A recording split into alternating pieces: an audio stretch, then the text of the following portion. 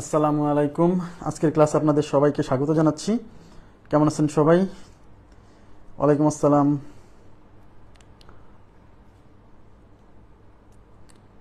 আচ্ছা, বইটা যে বললাম যে অনেক চেষ্টা করছি ঈদের আগে দেওয়ার, কিন্তু আসলে কিছু কাজ বাকি থেকে গেছে। ঈদের পরে পাবেন, হ্যাঁ ঈদের পরে পাবেন ইনশাল্লাহ। কাজ চলছে, আমি কাজ করতেছি। যে আলহামদুলিল্লাহ ভালো আছি। আপনারা কেমন আছেন? আজকে আমাদের জ্যামিতির 1 নাম্বার ক্লাস। আমি একটু বলে নিই, জ্যামিতির যে প্রথম যে টপিকটা আছে না, সেটা হচ্ছে রেখা ও কোণ। এই গ্রুপে জ্যামিতির ক্লাসগুলো হবে। হ্যাঁ, এই গ্রুপে জ্যামিতি পরিমিতির সব ক্লাস হবে এই গ্রুপে।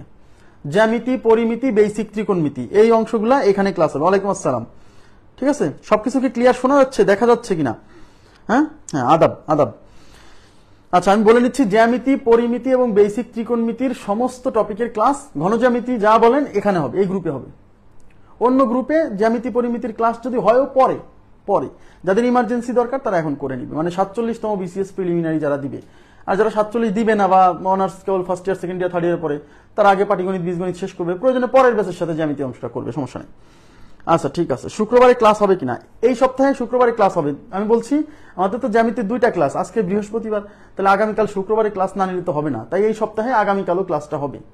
শুক্রবারে সাধারণত বন্ধ থাকবে, বাট আগামীকালকের ক্লাসটা হবে। ওকে, আচ্ছা ওকে, ওয়ালাইকুম আসসালাম। আগামীকাল ক্লাস হবে, কিন্তু যদিও আমাদের শুক্রবার বন্ধ থাকে, কিন্তু আগামীকাল ক্লাসটা হবে। আচ্ছা, তাহলে আমরা ক্লাস শুরু করে দিব। ক্লাস যদি করার, চাপ নেওয়ার মতো এনার্জি থাকে নিবেন, সমস্যা নাই, আমি নিষেধ করি নাই। আচ্ছা, তাহলে রেখা ও কোণ আমি বলে নিচ্ছি। এই রেখা ও কোণ চ্যাপ্টারটা খুবই সহজ, একেবারেই বেসিক চ্যাপ্টার, এর অনেক কিছু আপনারা পারেন। এবং আজকের ক্লাস করে আপনার মনে হতে পারে যে এগুলো তো সবই আমি পারি। হ্যাঁ, আজকের ক্লাসটা একদমই বেসিক ক্লাস, এখানে আপনি সবই পারবেন। মূল একদম আজকে তবু অনেক কিছু পড়াবো, অ্যাডভান্স লেভেলের যে পড়ালেখা সেটা আগামী ক্লাসে এবং পরের ক্লাসে পাবেন। আজকে একদম বেসিক লেভেল থেকে পড়াবো। তাহলে আমরা শুরু করছি। তাহলে আমি আবার বলছি, কালকেও কিন্তু জ্যামিতি ক্লাস হবে এই গ্রুপে। প্রতি সপ্তাহে 2টা ক্লাস হবে জ্যামিতির উপর। আচ্ছা দেখেন, রেখা ও কোণের ক্ষেত্রে আমাদের প্রথমে শুরু করতে হবে হচ্ছে বিন্দু থেকে। বিন্দু দেখেন, প্রথমে আমাদের পড়তে হবে হচ্ছে বিন্দু। বিন্দু কি জিনিস? বিন্দু দেখেন, এখানে বলা আছে যার দৈর্ঘ্য, প্রস্থ, উচ্চতা। আমরা বলি, আমরা খালি চোখে যে সমস্ত বস্তু দেখতে পাই, সে সমস্ত বস্তু হচ্ছে সর্বোচ্চ মাত্রা 3। এদিকে তাকান, খালি চোখে আমরা যে সকল বস্তু দেখতে পাই, সে সকল বস্তুর সর্বোচ্চ মাত্রা হচ্ছে 3। দৈর্ঘ্য, প্রস্থ, উচ্চতা বা গভীরতা বলা যায়। আচ্ছা, তাহলে এই দৈর্ঘ্য, প্রস্থ, উচ্চতা এগুলাকে বলা হচ্ছে বস্তুর মাত্রা। কি বলা হচ্ছে? মাত্রা। আবার বলছি, আগামীকালও কিন্তু ক্লাস হবে। শুক্রবারে সাধারণত বন্ধ থাকবে, বাট এই সপ্তাহে যেহেতু আমরা একদিন ক্লাস কম পাইছি, তাই আগামীকালও জ্যামিতির ক্লাস হবে। জ্যামিতি, পরিমিতি, বেসিক ত্রিকোণমিতির ক্লাস এই গ্রুপেই হবে। এই গ্রুপে সব ক্লাস পাবেন, ঠিক আছে? আচ্ছা, তাহলে কি বলছি, এই যে দৈর্ঘ্য দেখেন, একটু তাকান, এই যে দৈর্ঘ্য, প্রস্থ, উচ্চতা, এই 3টাকে বলা হচ্ছে মাত্রা। যে সকল বস্তু আমরা খালি চোখে দেখতে পাই তার মাত্রা, সর্বোচ্চ মাত্রা 3। এই মাত্রাগুলোর একটার নাম হচ্ছে দৈর্ঘ্য, একটার নাম হচ্ছে প্রস্থ, একটার নাম হচ্ছে উচ্চতা।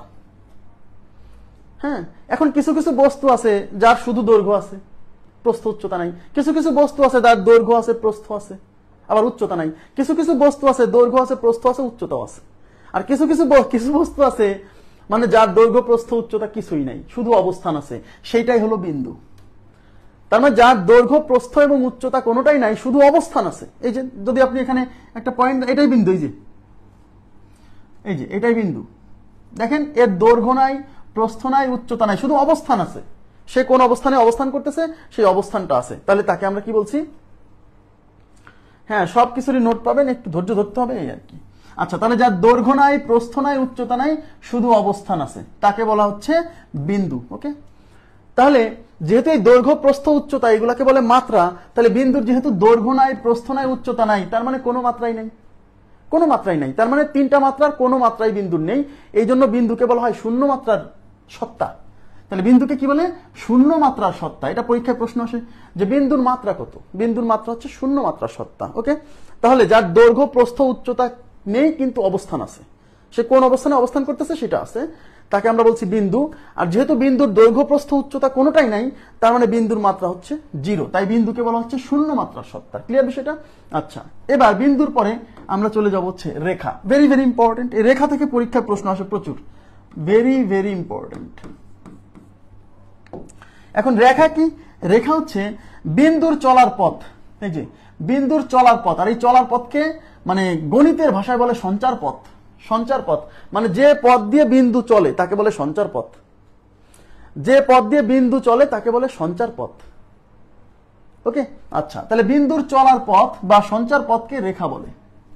মানে ঘটনা কি দেখেন, এদিকে তাকান, সহজে বোঝেন। মনে করেন এটা একটা বিন্দু, এই বিন্দু যদি এখন সামনে চলা শুরু করে তাহলে যে জায়গা দিয়ে যাবে সেই জায়গাটাকে বলা হচ্ছে রেখা।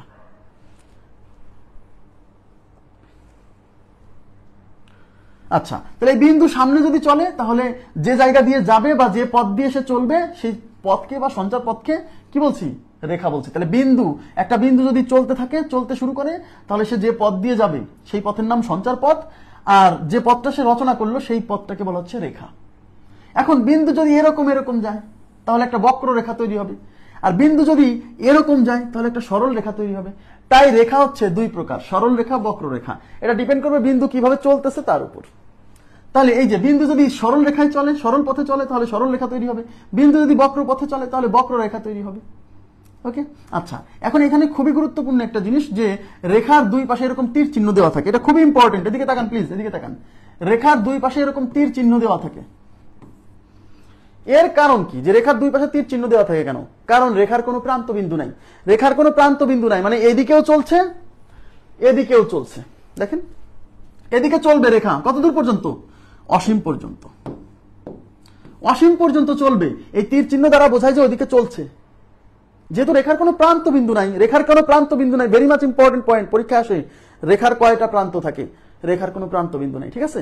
তাহলে রেখা ওইদিকেও চলবে, এদিকেও চলবে। এই তীর চিহ্ন দ্বারা বোঝায় যে ওইদিকেও চলতেছে, এদিকেও চলতেছে। প্রান্ত নাই মানে শেষ নাই, ওদিকেও শেষ নাই, এদিকেও শেষ নাই। কোথায় শেষ হবে আমরা জানি না। ক্লিয়ার বিষয়টা? তাহলে রেখার কোনো প্রান্ত বিন্দু নাই, ভেরি মাচ ইম্পর্টেন্ট পয়েন্ট। এই জন্য রেখার দুই পাশে তীর চিহ্ন দেওয়া থাকে।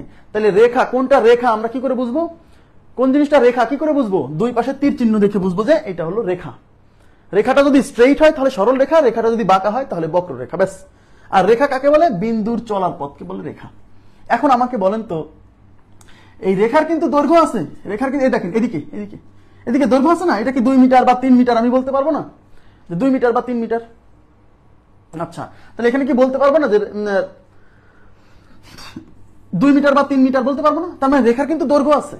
যেহেতু শুধু দৈর্ঘ্য আছে, এদিকেও নাই আবার উচ্চতাও নাই, তার মানে রেখার শুধু দৈর্ঘ্য আছে, শুধু দৈর্ঘ্য আছে। তাহলে মাত্রা কয়টা বলছিলাম? দৈর্ঘ্য, প্রস্থ, উচ্চতা, 3টা মাত্রার কথা বলছিলাম। তার মধ্যে রেখার শুধু দৈর্ঘ্য আছে। যেহেতু শুধু দৈর্ঘ্য আছে তাই আমরা বলছি এইটা রেখা হচ্ছে একমাত্রিক। তাহলে রেখা কয় মাত্রিক? একমাত্রিক। দেখেন নোট দেওয়া আছে, ইম্পর্টেন্ট নোট। রেখা থেকে কি কি ধরনের প্রশ্ন আসতে পারে সেই বিষয়গুলো আমি এখানে আলোকপাত করছি। দেখেন, রেখার শুধু দৈর্ঘ্য থাকে, এই যে রেখার শুধু দৈর্ঘ্য থাকে, প্রস্থ উচ্চতা থাকে না, তাই রেখা হচ্ছে একমাত্রিক। Very very important. রেখা কয় মাত্রিক? একমাত্রিক। বিন্দু হচ্ছে শূন্য মাত্রার সত্তা আর রেখা হচ্ছে একমাত্রিক, ঠিক আছে? রেখার কোনো প্রান্ত বিন্দু নেই, very much important point, very very important point. পরীক্ষায় প্রচুর আসে যে রেখার প্রান্ত বিন্দু কয়টা? উত্তর হচ্ছে রেখার কোনো প্রান্ত বিন্দু নেই। ওকে, আচ্ছা, এই যে 2 নাম্বার নোট কি বলছে? একটি বিন্দু থেকে অন্য একটি বিন্দু পর্যন্ত কেবল একটি সরল রেখা আঁকা যায়। এটা ইম্পর্টেন্ট লাইন, পরীক্ষা আসছে। এখানে আমি যা যা লাইন লিখছি নোট আকারে সেগুলো কিন্তু আমার বানানো না, বইয়ে আছে বা কোথাও পরীক্ষাতে আসছে বলেই কিন্তু আমি এগুলো আলোচনার মধ্যে আনছি, কারণ আবার আসতে পারে। ওকে, তাহলে কি বলছে? একটি বিন্দু থেকে অন্য একটি বিন্দু পর্যন্ত, একটা বিন্দু থেকে অন্য আর একটা বিন্দু পর্যন্ত কেবল একটাই রেখা আঁকা যায়। মনে করেন এটা একটা বিন্দু, এটা একটা বিন্দু, এই বিন্দু থেকে একটাই রেখা না, একটা সরল রেখা, এই যে এই লাইনটা দেখেন, একটা সরল রেখা আঁকা যায়। একটা বিন্দু থেকে অন্য একটা বিন্দু পর্যন্ত কেবল একটাই সরল রেখা আঁকা যায়। সরল রেখা, রেখা না, রেখা না, সরল রেখা। একটা বিন্দু থেকে অন্য আর একটা বিন্দু থেকে, একটা বিন্দু থেকে অন্য একটা বিন্দু থেকে বিন্দুতে কত রেখা? একটা মাত্র সরল রেখা আঁকা যায়। যেমন এইখান থেকে এই পর্যন্ত, কি করছি সব দেখেন, এই বিন্দু থেকে এই বিন্দুতে এই যে সরল রেখা, একটাই সরল রেখা হবে। কিন্তু বক্ররেখা অনেক আঁকা যায়, কারণ আমি যদি এই পথে যাই এটা একটা বক্ররেখা, এই বিন্দু থেকে যদি এই পথে এই বিন্দুতে যাই এটা একটা বক্ররেখা, যদি এই পথে যাই তাহলে এটা আরেকটা বক্ররেখা, যদি এই পথে যাই তাহলে এটা আরেকটা বক্ররেখা। তার মানে একটা বিন্দু থেকে আরেকটা বিন্দুতে সরল রেখা আঁকা যাবে একটাই, কিন্তু একটা বিন্দু থেকে আরেকটা বিন্দুতে যদি বক্ররেখা আঁকান তাহলে আপনি অনেক অসীম সংখ্যক বক্ররেখা অঙ্কন করতে পারবেন। কিন্তু কোশ্চেনটা আসছে পরীক্ষাতে যে একটি বিন্দু থেকে অন্য একটি বিন্দু পর্যন্ত কেবল একটি মাত্র সরল রেখা অঙ্কন করা যায়। সরল রেখা কয়টা? একটা। এই বিন্দু থেকে এই বিন্দুতে যাবেন, একটাই সরল রেখা, আর কোনো সরল রেখা আঁকা যাবে না। কারণ আপনি যদি এই পথে যান তাহলে এই বিন্দুতে ছেদ করবে না, যদি এই পথ দিয়ে যান তাহলে হবে না। তার মানে এই একটাই সরল রেখা আঁকা যাবে। ক্লিয়ার? আচ্ছা, এখন একটা প্রশ্ন পরীক্ষাতে আসে যে একটা সরল রেখার উপর কতগুলো বিন্দু অবস্থিত। আচ্ছা বলেন তো, একটি সরল রেখার উপর কয়টা বিন্দু অবস্থিত? একটি সরল রেখা বা রেখা, একটি রেখার উপর কয়টা বিন্দু অবস্থিত? রেখার উপর কতগুলো বিন্দু আছে? রেখার উপর কতগুলো বিন্দু আছে? একটি রেখার উপর কতগুলো বিন্দু আছে?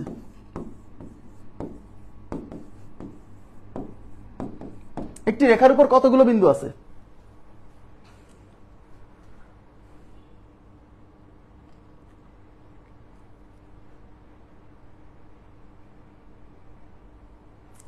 আচ্ছা দেখেন, এটা একটা রেখা, এটা একটা রেখা, এই রেখার উপর এটা কি একটা বিন্দু না? এটা একটা বিন্দু। আবার এই রেখার উপর এটা একটা বিন্দু না? এটা একটা বিন্দু। এটা একটা বিন্দু না? এটা একটা বিন্দু না? এটা একটা বিন্দু না? এটাও একটা বিন্দু, এটাও একটা বিন্দু, এটাও একটা বিন্দু। তার মানে একটা রেখার উপর অসংখ্য রেখা, সরি, একটা রেখার উপর অসংখ্য বিন্দু আছে। তাহলে একটি রেখার উপর কি থাকে? অসংখ্য বিন্দু থাকে। এটা পরীক্ষায় আসে, হ্যাঁ।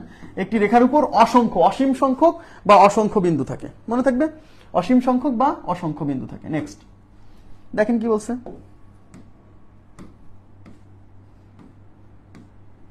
দেখেন, দুটি সরল রেখা কেবল একটি বিন্দুতে পরস্পরকে ছেদ করতে পারে। খুবই গুরুত্বপূর্ণ কথা। এই যে দুটি সরল রেখা কেবল একটি বিন্দুতে পরস্পরকে ছেদ করতে পারে। তবে শর্ত আছে, যদি সরল রেখা দুইটা পরস্পর সমান্তরাল না হয়। এই কথাটা একটু পরেই বোঝাবো। যদি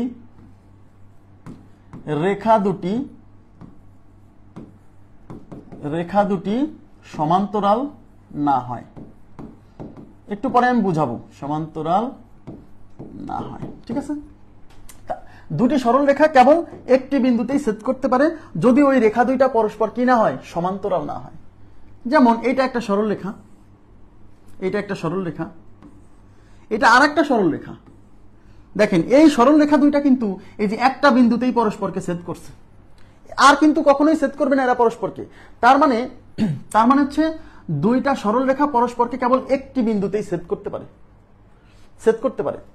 আর এই যে ছেদ বিন্দু, এটার নাম হচ্ছে ছেদ বিন্দু। যে বিন্দুতে সরল রেখা দ্বয় পরস্পরকে ছেদ করছে, এটার নাম হচ্ছে ওই সরল রেখা দুইটার ছেদ বিন্দু।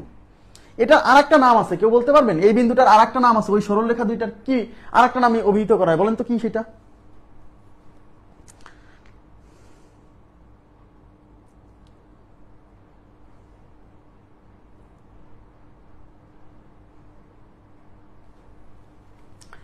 এই ছেদ বিন্দুকে আর একটা নাম বলা হয়, সেটার নাম কি?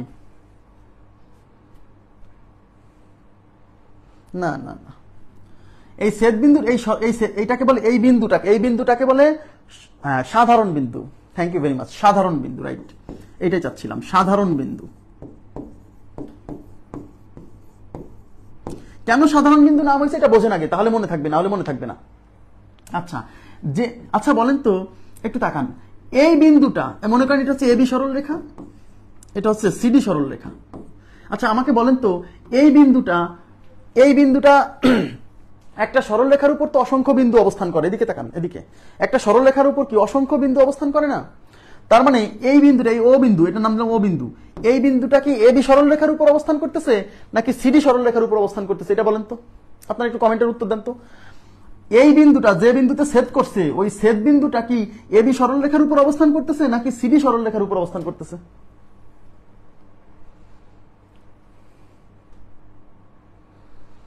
ওই বিন্দুটা এবি সরল রেখার উপর অবস্থান করতেছে, আবার সিডি সরল রেখার উপর অবস্থান করতেছে। তার মানে ওই বিন্দুটা কোন সরল রেখার উপর অবস্থান করতেছে? এবি সরল রেখার উপর, সিডি সরল রেখার উপর। যেহেতু এই বিন্দুটা দুইটা সরল রেখার উপরই অবস্থান করতেছে, যে জিনিসটা উভয়ের মধ্যে থাকে তাকে আমরা কমন বলি না? মনে করে দেখেন, মনে করেন এখানে আছে 5x প্লাস 3x, তখন বলেন না এখানে x কমন আছে, বলেন না এখানে x কমন আছে। তার মানে যে জিনিসটা সবার মধ্যে থাকে তাকে বলে কমন, আর কমনের বাংলা হলো সাধারণ। কমনের বাংলা কি? সাধারণ। তার মানে এই বিন্দুটা সিডি সরলরেখার উপর অবস্থান করতেছে, এই বিন্দুটা এবি সরলরেখার উপর অবস্থান করতেছে। তার মানে এই বিন্দুটা উভয় সরলরেখার উপর অবস্থান করতেছে, আর উভয়ের উপর অবস্থান করার কারণে এই বিন্দুর নাম হচ্ছে কমন বিন্দু। কার কার কমন বিন্দু? এবি এবং সিডি এর। কমনের বাংলা হচ্ছে সাধারণ, তাই এটাকে বলা হচ্ছে সাধারণ বিন্দু। তো পরীক্ষায় আসে প্রশ্ন যে দুইটা সরলরেখা যদি পরস্পরকে ছেদ করে তাহলে তাদের সাধারণ বিন্দু কয়টা হবে? সাধারণ বিন্দু মানেই ছেদ বিন্দু। সাধারণ বিন্দু ইজ ইকুয়াল টু ছেদ বিন্দু। এই ছেদ বিন্দু বোঝে অনেকে, সাধারণ বিন্দু বোঝে না। সাধারণ বিন্দু যা, ছেদ বিন্দুও তাই। ক্লিয়ার বিষয়টা? তার মানে দুইটা সরলরেখা যদি, কিন্তু এই সরলরেখা দুইটা যদি পরস্পর সমান্তরাল হতো, এরকম হতো। দেখেন সমান্তরাল বলতে কি বোঝায় আমি একটু পরে বোঝাবো, সমস্যা নেই। এই সরলরেখা দুইটা যদি পরস্পর, এই যে প্যারালাল, এই যে এই এবি আর সিডি এরা পরস্পর হচ্ছে প্যারালাল, সমান্তরাল। এই সরলরেখা আর এই সরলরেখা পরস্পর কি? সমান্তরাল। দুইটা সরলরেখা সমান্তরাল হওয়ার শর্ত হচ্ছে এদের মধ্যে ডিসটেন্স সবসময় সেম থাকবে, এদের মধ্যে দূরত্ব সবসময় সেম থাকবে। দেখেন এই দূরত্ব যতটুক, এই দূরত্ব ততটুক, এখানেও দূরত্ব ততটুক। উভয়ের মধ্যে যখন ডিসটেন্স সবসময় সেম থাকবে তখন এই দুইটা সরলরেখাকে বলা হচ্ছে পরস্পর সমান্তরাল। তাহলে এদের মধ্যে যেহেতু ডিসটেন্স সেম, তাহলে এরা কিন্তু যতই এদিকে যাক না কেন কোনোদিনও জীবনে পরস্পরকে কোনোদিনও ছেদ করবে না। এই জন্য দুইটা সরলরেখা যদি সমান্তরাল হয় তাহলে এরা পরস্পরকে কখনো ছেদ করে না, মানে এরকম ছেদ বিন্দু থাকবে না। এই জন্য এখানে আমরা বলে দিচ্ছি যে দুটি সরলরেখা কেবল একটি বিন্দুতে পরস্পরকে ছেদ করতে পারে যদি ওই রেখা দুটি সমান্তরাল না হয়। কারণ সমান্তরাল হলে আর ছেদ করবে না। সমান্তরাল হলে এদের মধ্যে ডিসটেন্স, সমান্তরাল মানে হচ্ছে ওদের মধ্যে ডিসটেন্স সবসময় একই থাকবে। যেমন দুইটা রেলের যে দুইটা লাইন থাকে না, ওই লাইন দুইটা কিন্তু পরস্পর প্যারালাল। দেখবেন ওরা কিন্তু পরস্পরকে কখনো ছেদ করে না, যত দূরেই যান চলতেই থাকবে, কারণ ওদের মধ্যে ডিসটেন্স সবসময় কি? সেম থাকে। এই জন্য এরা পরস্পরকে কি করবে না? মিলিত হবে না। এরা পরস্পরের সাথে কখনো মিলিত হবে না, ছেদও করবে না।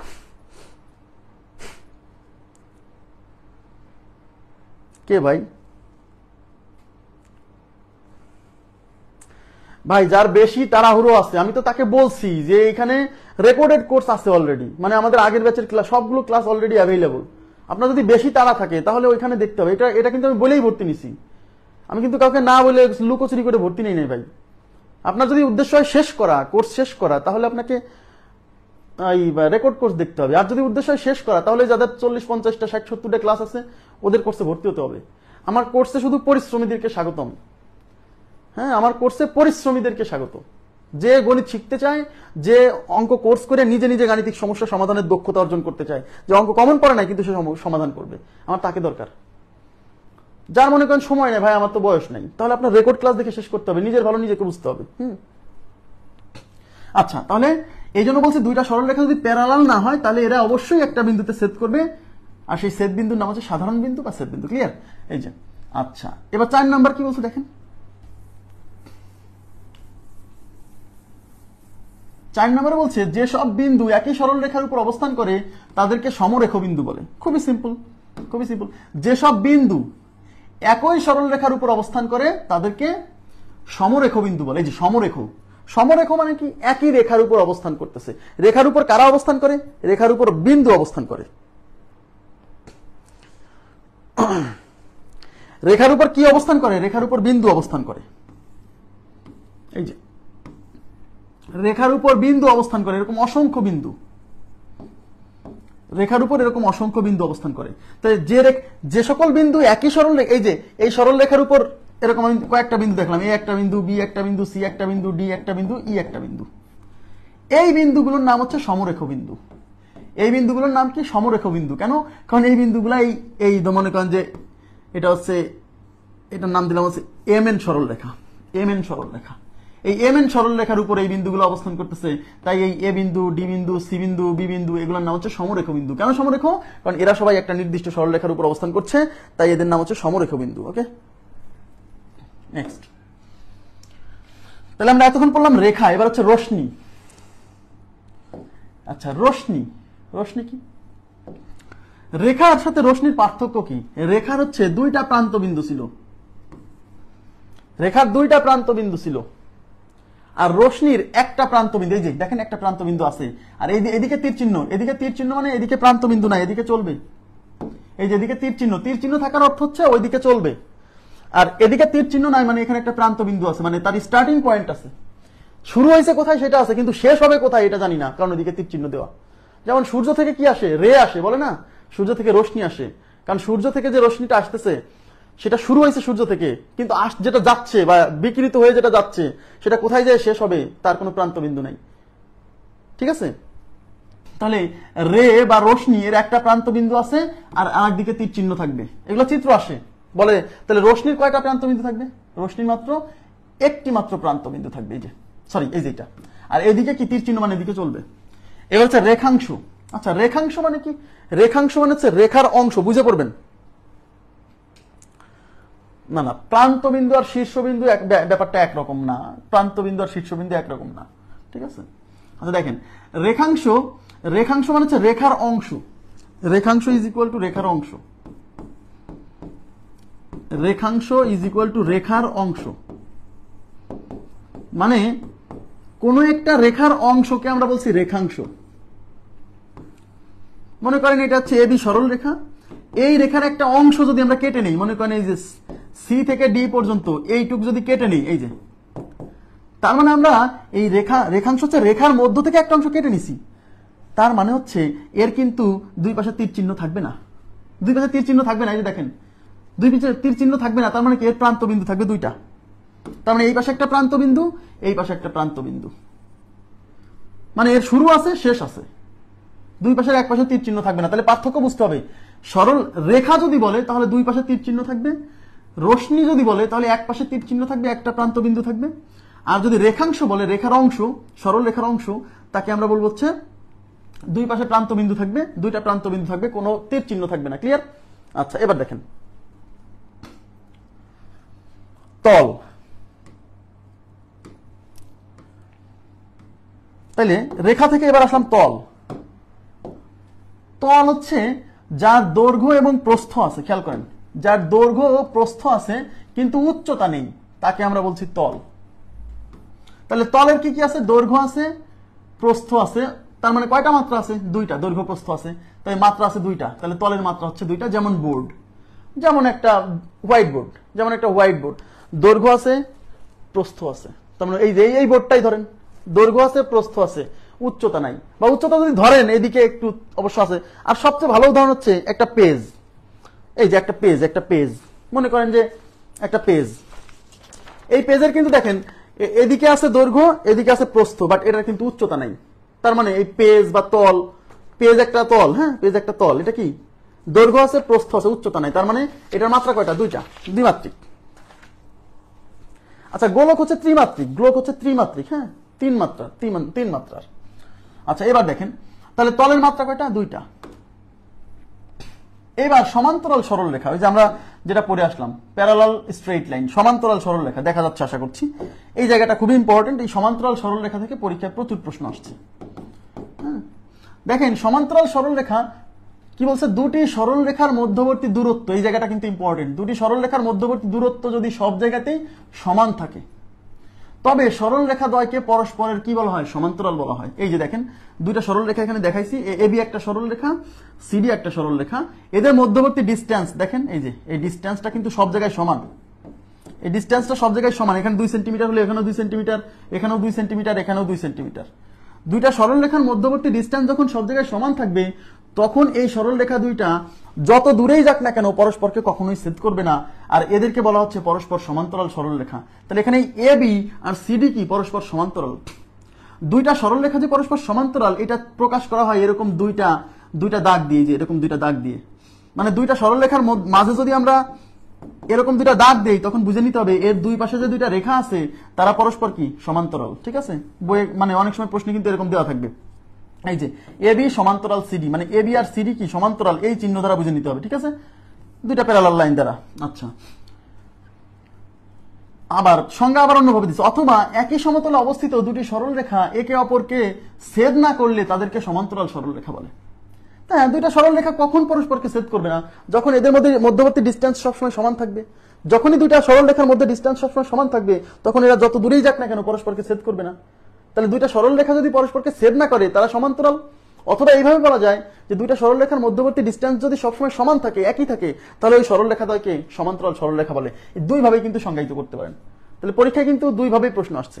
তাহলে দুইটা সমান্তরাল সরলরেখা পরস্পরকে কখনোই ছেদ করে না। তাহলে পরীক্ষায় প্রশ্ন আসছে দুইটা সমান্তরাল সরলরেখার ছেদবিন্দু কয়টা? ছেদবিন্দু, কোনো ছেদবিন্দু নেই। দুইটা সমান্তরাল সরলরেখার কোনো ছেদবিন্দু নেই। আর এই ছেদবিন্দুকে আরেকটা নাম কি দেয়? সাধারণ বিন্দু। ছেদবিন্দুর আরেকটা নাম হচ্ছে সাধারণ বিন্দু। তার মানে দুইটা সরলরেখার কোনো ছেদবিন্দু নেই বা সাধারণ বিন্দু নেই, পরীক্ষায় আসে। অর্থাৎ দুটি সমান্তরাল সরলরেখার কোনো সাধারণ বিন্দু বা ছেদবিন্দু থাকে না। দুটো সমান্তরাল সরলরেখার কোনো সাধারণ বিন্দু বা ছেদবিন্দু থাকে না। ক্লিয়ার বিষয়টা? আচ্ছা, আটকে যাবে কেন? ঠিকই দেখা যাচ্ছে। একই সমতলে থাকলে পরস্পরকে ছেদ করে না। একই সমতলে থাকলে ছেদ করবে না কেন? একই, এই যে এই বোর্ডের সমতলে, এইটা এই দুইজন একই সমতলে আছে না, এরা পরস্পরকে ছেদ করে নাই? করছে। একই সমতলে অবস্থিত দুইটা সরলরেখা, এই যে মানে সরলরেখা দুইজন একই প্লেনে অবস্থান করবে এবং তারা যদি পরস্পরকে ছেদ না করে তাহলে ওই দুইটা সরলরেখা কি পরস্পর সমান্তরাল। আশা করি বুঝতে পারছেন। নেক্সট। আচ্ছা, এবার এখানে কি বলছে দেখেন, পরস্পর সমান্তরাল নয় এমন দুটি সরলরেখার একটি মাত্র সাধারণ বিন্দু থাকে। সাধারণ বিন্দু বা ছেদবিন্দু। পরস্পর সমান্তরাল নয় এমন দুটি সরলরেখা, তার মানে দুইটা সরলরেখা যদি পরস্পর সমান্তরাল না হয় তাহলে এরা অবশ্যই ছেদ করবেই। সমান্তরাল না হলে এরা যেখানে যাক, যদি দুইটা সরলরেখা সমান্তরাল না হয় তাহলে এরা যত দূরেই যাক না কেন কোনো না কোনো জায়গায় ছেদ করবেই। তাহলে পরস্পর সমান্তরাল না হলে এরা নিশ্চয়ই কোনো না কোনো জায়গায় ছেদ করবে এবং সেটা একটা বিন্দুতেই ছেদ করবে, আর কখনো ছেদ করবে না। কারণ দেখেন, এই যে আমি দেখাচ্ছি, এই যে এরা পরস্পরকে ছেদ করছে। এবার এ ওইদিকে যাবে, এ এইদিকে যাবে, আর কিন্তু জীবনেও পরস্পরকে ছেদ করবে না, ওই একটা বিন্দুতেই ছেদ করবে। কিন্তু দুইজন যদি পরস্পর সমান্তরাল হয় তাহলে কিন্তু আর কখনোই ছেদ করবে না। আশা করি বুঝতে পারছেন। এবার দেখেন, অর্থাৎ এরা পরস্পরকে একটি মাত্র বিন্দুতে ছেদ করে যদি পরস্পর সমান্তরাল না হয় দুইটা সরলরেখা। নেক্সট, কোণ। এই কোণ পড়ানোর আগে আমি আপনাদেরকে কিছু কোশ্চেন সলভ করাই দিই। হ্যাঁ,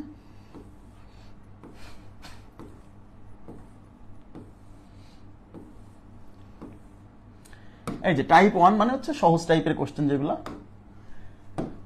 আচ্ছা, জ্যামিতির আলোচনা প্রথম কোন দেশে হয়? এগুলা আসে পরীক্ষায়, ঠিক আছে। জ্যামিতির আলোচনা হয় প্রথম হচ্ছে মিশরে। হ্যাঁ, মিশরে। এগুলা মুখস্থ টাইপের ডেটা। জ্যামিতির আলোচনা হয় প্রথম হচ্ছে মিশরে। নেক্সট কোশ্চেনে কি আছে? বিন্দু কয় মাত্রার সত্তা? এগুলো পরীক্ষাতে আসছে, কিন্তু আমি কিন্তু পরীক্ষার কোশ্চেন ছাড়া একটাও তুলি নাই। বিন্দু কত মাত্রার সত্তা? তাহলে বিন্দু কত মাত্রার সত্তা? বিন্দু কত মাত্রার সত্তা? বিন্দু হচ্ছে শূন্য মাত্রার সত্তা। বিন্দুর কোনো মাত্রা নাই। কি আছে? দৈর্ঘ্য নাই, প্রস্থ নাই, উচ্চতা নাই, মানে কোনো মাত্রা নাই। শুধু কি আছে? অবস্থান আছে। বিন্দুর কি আছে? শুধু অবস্থান আছে। এটা কি বলছে দেখেন, এটা কি হবে বলেন? আপনারা উত্তর দিবেন। তারপর আবার আমরা থিওরিতে চলে যাব। এই বিন্দু, রেখা এগুলো পড়ার পরে আমরা আবার চলে যাব হচ্ছে কোণে। সেই কোণ থেকে পরীক্ষায় প্রচুর প্রশ্ন আসছে, কোণ থেকে। হ্যাঁ, কোণে চলে যাব।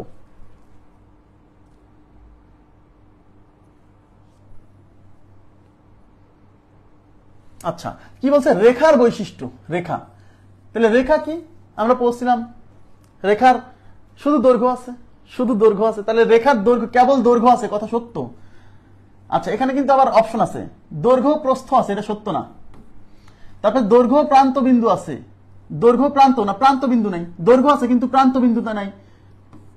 আবার এখানে হচ্ছে ক খ উভয়, এটা তো যেহেতু সত্য না, তার মানে শুধু কি এ নাম্বার অপশন হচ্ছে রাইট। শুধু এ নাম্বার অপশন রাইট। বুঝে উত্তর দিতে হবে, ঠিক আছে। নেক্সট,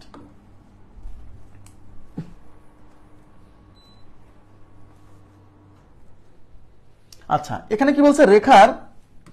রেখার প্রান্ত বিন্দু কয়টি? দেখেন, রেখার প্রান্ত বিন্দু বুঝতে হবে। রেখার আমরা কি জানি? রেখার তীর চিহ্ন কয় পাশে থাকে? রেখার তীর চিহ্ন থাকে দুই পাশে। যেহেতু রেখার দুই পাশে তীর চিহ্ন থাকে, তার মানে কোনো প্রান্ত বিন্দু নেই, ঠিক আছে। রেখার কোনো প্রান্ত বিন্দু নেই, তার মানে কোনো প্রান্ত বিন্দু নেই। নেক্সট, এখানে কি বলছে? দুইটি বিন্দুর মধ্য দিয়ে অঙ্কিত সরলরেখার সংখ্যা কয়টি? দুইটি বিন্দুর মধ্য দিয়ে অঙ্কিত সরলরেখার সংখ্যা কয়টি মানে কি? মানে দুইটা বিন্দুর মধ্য দিয়ে কয়টা সরলরেখা আঁকা যায়? দুইটা বিন্দুর মধ্য দিয়ে কয়টা সরলরেখা আঁকা যায়? মানে দুইটা বিন্দুর মধ্য দিয়ে কয়টা সরলরেখা আঁকা যাবে? দেখেন, আমি বলে দিচ্ছি। এই একটা বিন্দু, এই দুই বিন্দু দিয়েই যাবে এরকম সরলরেখা একটার বেশি না, একটাই মাত্র। আর অন্য কোনোভাবে আঁকালে হয় এই বিন্দু দিয়ে যাবে, এটা দিয়ে যাবে না, অথবা এই বিন্দু দিয়ে যাবে, এই বিন্দু দিয়ে যাবে না। তার মানে দুইটা বিন্দু দিয়ে কেবল একটাই সরলরেখা যাবে। কিন্তু পরীক্ষায় যদি আসে দুইটা বিন্দু দিয়ে কতগুলো বৃত্ত আঁকা যায়, তাইলে অসংখ্য। যারা মনে করছেন অসংখ্য মারবেন, হ্যাঁ, তাদের কথা বলি, দুইটা বিন্দু দিয়ে কতগুলো বৃত্ত আঁকা যায় তাহলে অসংখ্য। দুইটা নির্দিষ্ট বিন্দু দিয়ে অসংখ্য বৃত্ত যায়, বৃত্তের ক্লাসে যে বোঝাবো। বাট দুইটা নির্দিষ্ট বিন্দু দিয়ে কয়টা সরল রেখা আঁকা যায়? একটাই। আমি আপনাদেরকে একটু বলে রাখি, আগামীকালকের ক্লাসটা ভেরি মাচ ইম্পর্টেন্ট, এবং আমি আজকে ক্লাস শেষে আমি শীট দিয়ে দিব জ্যামিতির। এদিকে তাকান, ক্লাস শেষে জ্যামিতির রেখাকোণের পূর্ণাঙ্গ শীটটা আমি আপলোড করে দিব। আপনারা এই গ্রুপেই পেয়ে যাবেন, এই গ্রুপেই পেয়ে যাবেন। ক্লাসের ক্যাপশনেই পাবেন। 1 নাম্বার ক্লাস যে লেকশন চলছে না, 1 নাম্বার ক্লাসের ক্যাপশনেই থাকবে। আপনি ওখান থেকে গুগল ড্রাইভ লিঙ্কটা ডাউনলোড করে নেবেন, এবং শীটটা দেখলেই বুঝবেন যে ওর মধ্যে আমি কত কিছু রাখছি। মানে সোজা কথা, আপনাকে ক্রিয়েটিভ কিছু শেখাতে চাই আমি। ওকে, আচ্ছা, তাহলে সরল রেখার কি দুইটা বিন্দুর মধ্য দিয়ে একটাই সরল রেখা আঁকা যাবে। এই যে একটাই সরল রেখা আঁকা যাবে, তাহলে এটার উত্তর হচ্ছে এই নাম্বার অপশন। নেক্সট, তলের মাত্রা কয়টি? তলের কি কি থাকে? দৈর্ঘ্য থাকে, প্রস্থ থাকে। তলের কি থাকে?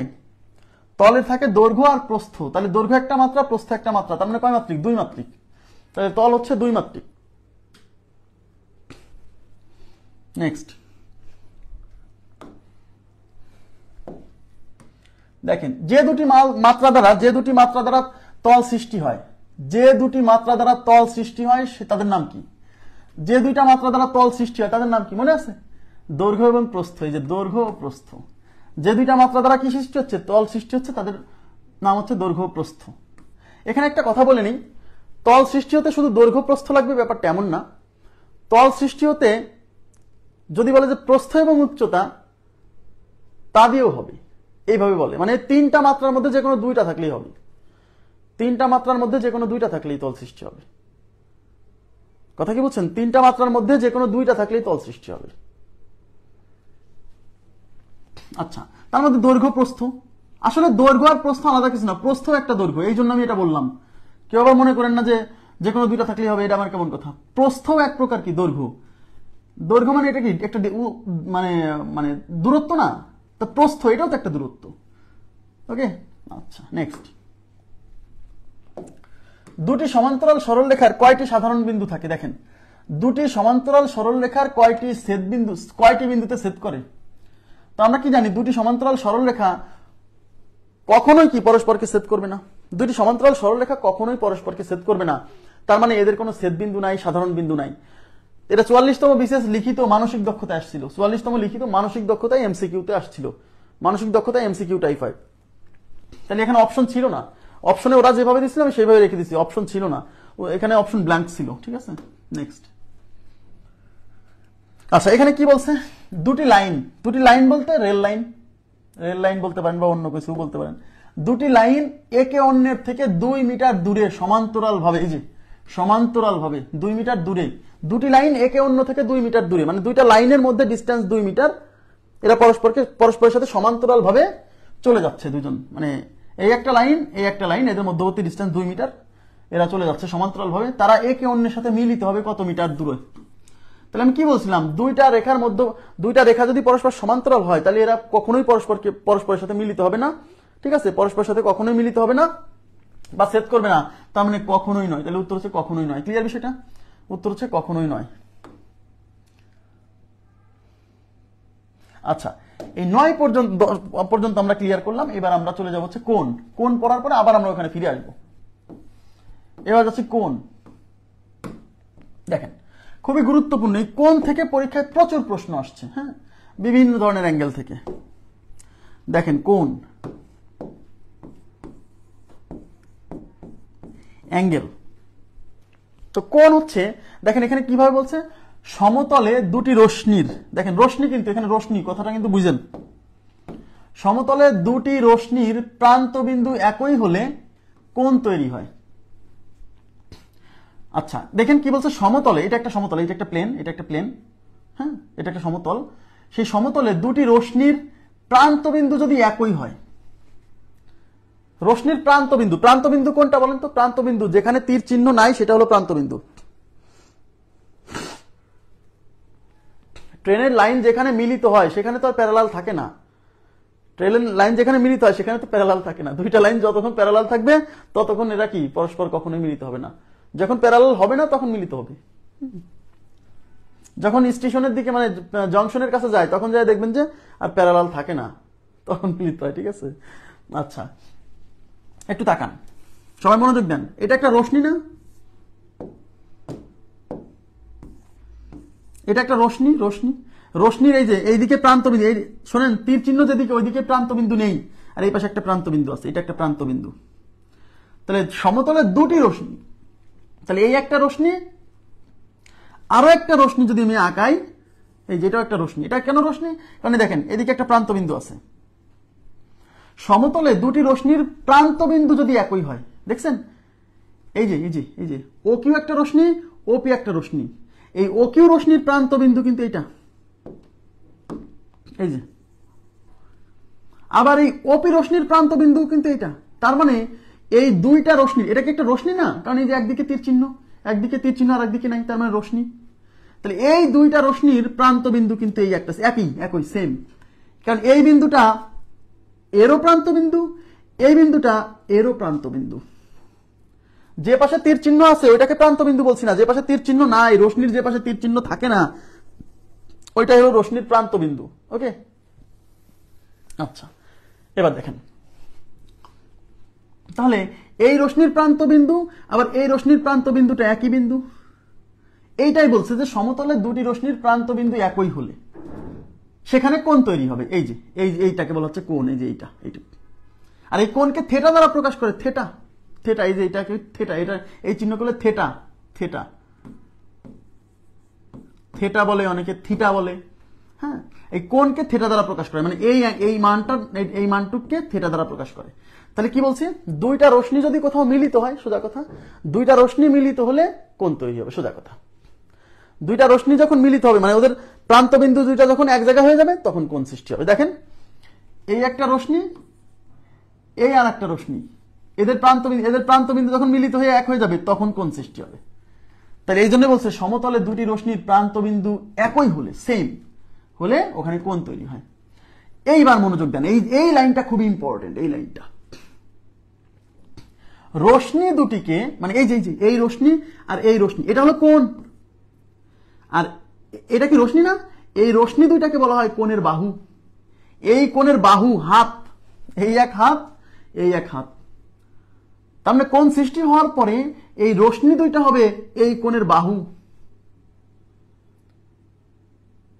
এবং তাদের সাধারণ বিন্দুকে শীর্ষবিন্দু বলে।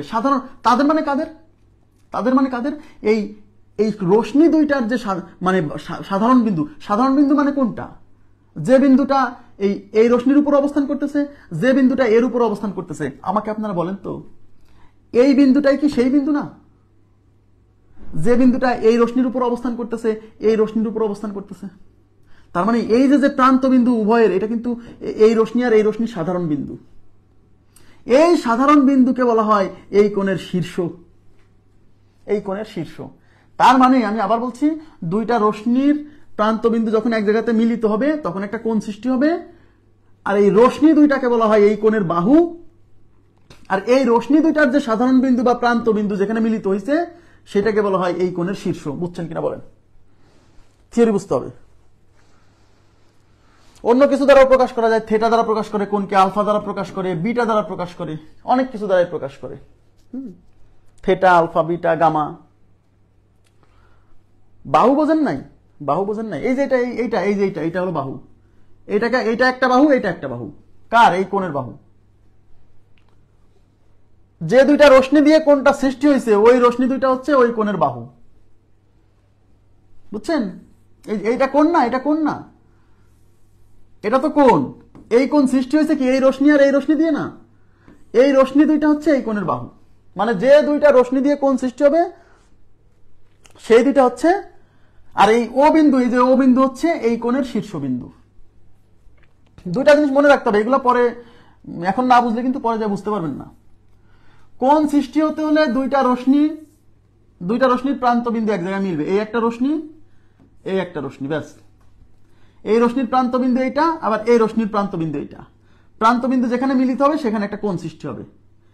এই কোণে এই রশ্মি আর এই রশ্মিকে বলা হয় এই কোণের বাহু, বাহু হাত। আর যে বিন্দুতে হচ্ছে দুইজনের যে এই রশ্মিরও যে বিন্দু আর এই রশ্মির যে বিন্দু, মানে যে বিন্দুতে মিলিত হয়েছে ওই বিন্দুকে বলা হয় এই কোণের শীর্ষ। না বোঝার কি আছে? না বোঝার কিছু নেই, ঠিক আছে।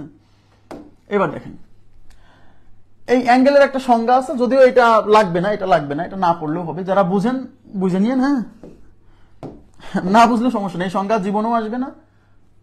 তারপর আমি লিখে রাখছি স্ট্যান্ডার্ড সংজ্ঞা হিসেবে। The rotation of a straight line with respect to another straight line is called the angle between them.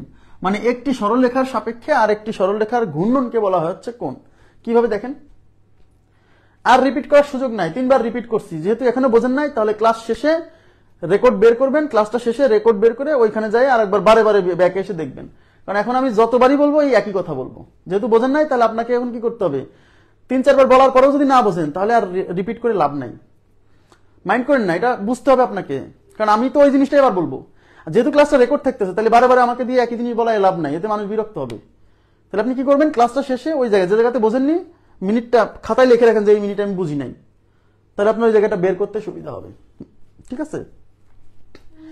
একটা রেখার সাপেক্ষে আর একটা রেখার ঘূর্ণন, মনে করেন এটা একটা রেখাংশ, এই রেখাংশের সাপেক্ষে আর একটা রেখা যদি ঘুরতে থাকে, এরকম যদি ঘোরে, মনে করেন এই রেখা এরকম যদি ঘোরে, আর একটা রেখা এর উপর আছে, সেটা যদি এদিকে ঘুরে এদিকে আসে, এরকম আসে, তার মানে এরকম হয়ে গেছে না, এই হচ্ছে সেই কোণ। তার মানে একটা রেখার সাপেক্ষে আর একটা রেখা ঘুরলে পরে এই ঘূর্ণনটাকে আমরা বলছি কোণ, ঠিক আছে। যদিও এটা কখনোই আসবে না পরীক্ষায়, তারপর আমি লিখে দিচ্ছি বোঝার জন্য, আর কিছু না। এবার বিভিন্ন ধরনের কোণের মধ্যে প্রথমে আসবে সন্নিহিত কোণ, খুবই গুরুত্বপূর্ণ। এই সন্নিহিত কোণ অনেকে বোঝে না। সন্নিহিত কোণ, সন্নিহিত কোণ কি বলছে দেখেন, যদি সমতলে অবস্থিত দুইটি কোণের একই শীর্ষবিন্দু ও তাদের একটি সাধারণ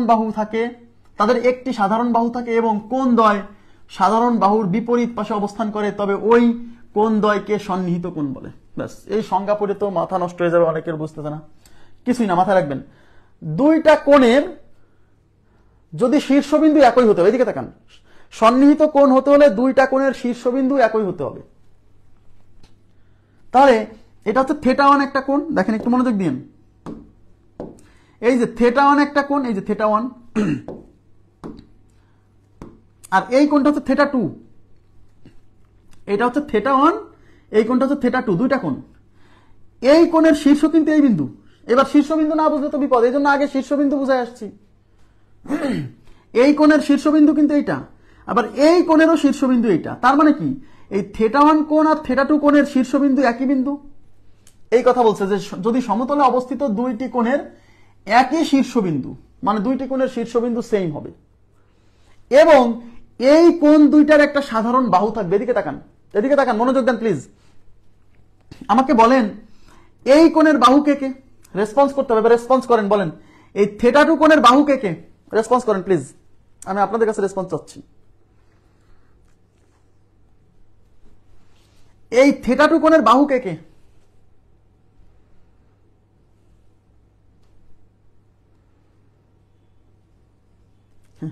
θ2 কোণের একটা কোণের বাহু কয়টা থাকে? এদিকে তাকান, একটা কোণের বাহু থাকে দুইটা, একটা কোণের বাহু থাকে দুইটা। তার মানে θ2 কোণের বাহু হচ্ছে এই OQ বাহু, আবার এই OP বাহু। তার মানে θ2 কোণের বাহু হচ্ছে এই যে θ2 কোণের বাহু হচ্ছে OQ এবং OP, রাইট। এবার আমাকে বলেন এই θ1 কোণের বাহু কে কে? θ1 কোণের বাহু কে কে?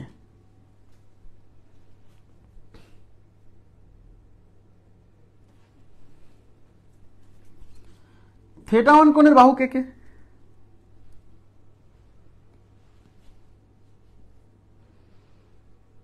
হ্যাঁ, এই θ1 কোণের বাহু হচ্ছে এই OR একটা বাহু, OP একটা বাহু। তার মানে θ1 কোণের বাহু হচ্ছে OR আর হচ্ছে OP। তাহলে আমাকে বলেন এই দুইটা কোণের মধ্যে একটা বাহু কমন কিনা? এই বাহুটা, এই যে এই ওপি বাহুটা এই থিটা টু কোণেরও একটা বাহু, এবং এই ওআর বাহুটা এই ওপি বাহুটা থিটা ওয়ান কোণের একটা বাহু, থিটা টু কোণের একটা বাহু। মানে আমি বোঝাতে চাচ্ছি এই ওপি বাহুটা, এই বাহুটা থিটা ওয়ান কোণেরও বাহু, থিটা টু কোণেরও বাহু। তার মানে কি আমি বলতে পারি না এই ওপি বাহুটা এই দুইটা কোণেরই কমন বাহু, বাংলায় বলি সাধারণ বাহু। তার মানে ওপি হচ্ছে সাধারণ বাহু। এটুকু বুঝছেন কিনা বলেন? ওপি সাধারণ বাহু, ওপি হচ্ছে সাধারণ বাহু। এই ওপি হচ্ছে থিটা ওয়ান কোণেরও বাহু, আবার এই ওপি হচ্ছে থিটা টু কোণেরও বাহু। যেহেতু ওপি হচ্ছে দুই কোণেরই বাহু, তাহলে ওপিকে আমরা বলবো কমন বাহু বা বাংলায় বলবো সাধারণ বাহু। বুঝছেন কিনা বলেন? তার মানে হচ্ছে এই থিটা ওয়ান আর থিটা টু কোণের শীর্ষবিন্দু একই, আবার এই দুইটা কোণের একটা সাধারণ বাহু আছে, রাইট? এবং এই কোণ দুইটা সাধারণ বাহুর দুই বিপরীত পাশে অবস্থান করতেছে। দেখেন, এই কোণটা সাধারণ বাহুর এই পাশে, এই কোণটা সাধারণ বাহুর এই পাশে। তার মানে একটা ডান পাশে আর একটা বাম পাশে। তার মানে কি এই কোণ দুইটা এই সাধারণ বাহুর দুই বিপরীত পাশে অবস্থান করতেছে না? বুঝছেন? বৈশিষ্ট্য বুঝতে হবে। এগুলো বৈশিষ্ট্য না বুঝলে কিন্তু আপনি উত্তর দিতে পারবেন না। অনেক সময় চিত্র দেখে উত্তর দিতে হবে। তার মানে হচ্ছে সমতলে অবস্থিত দুইটা কোণের একটা একই শীর্ষবিন্দু থাকবে, এবং এই কোণ দুইটার একটা সাধারণ বাহু থাকবে, এবং এই কোণ দুইটার অবস্থান হবে সাধারণ বাহুর দুই বিপরীত পাশে। তাহলে এই থিটা ওয়ান আর থিটা টু এই কোণ দুইটাকে বলা হবে সন্নিহিত কোণ। বুঝছেন কিনা বলেন? এই কথাটা এখানে বলছে যদি সমতলে অবস্থিত দুইটি কোণের একই শীর্ষবিন্দু থাকে, এই যে ও শীর্ষবিন্দু, তাদের একটি সাধারণ বাহু থাকে, এই যে সাধারণ বাহু, এবং কোণদ্বয় সাধারণ বাহুর বিপরীত পাশে অবস্থান করে, তবে ওই কোণদ্বয়কে সন্নিহিত কোণ বলে। বুঝতে হবে। তাহলে সন্নিহিত কোণ হওয়ার শর্ত কিন্তু তিনটা। একটা শীর্ষ থাকবে, কমন শীর্ষ, একই শীর্ষ থাকবে কোণ দুইটার, একটা সাধারণ বাহু থাকবে, এবং কোণ দুইটা সাধারণ বাহুর দুই বিপরীত পাশে অবস্থান করবে, তাহলে ওই কোণ দুইটাকে। তাহলে এখানে এই থিটা ওয়ান আর থিটা টু কি? পরস্পর সন্নিহিত কোণ। ক্লিয়ার? আশা করি বুঝতে পারছেন। ওকে, এখন দেখেন, আচ্ছা এই সন্নিহিত কোণের আরেকটু আমি একটু আপনাদেরকে ক্লিয়ার করব। এই জায়গাটা বোঝেন কিনা দেখেন তো।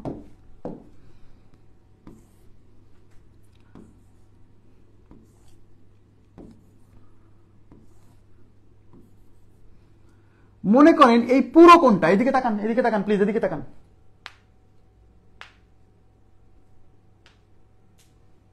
আর ও আর ও আর আচ্ছা, শীর্ষবিন্দু থেকে বলতে হয়, শীর্ষ না মানে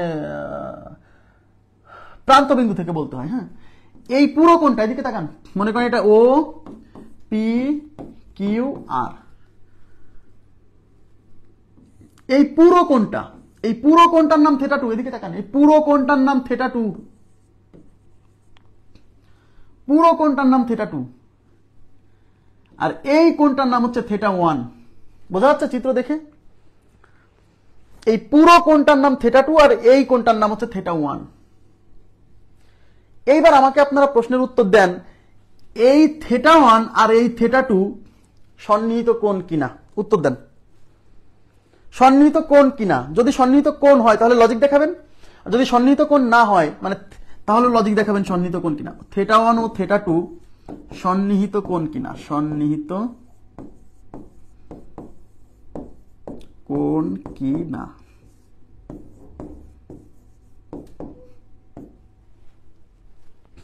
সন্নিহিত কোণ কিনা? সন্নিহিত কোণ যদি হয় তাহলে বলবেন কেন সন্নিহিত কোণ, সন্নিহিত কোণ যদি না হয় তাহলেও বলবেন কেন সন্নিহিত কোণ নয়।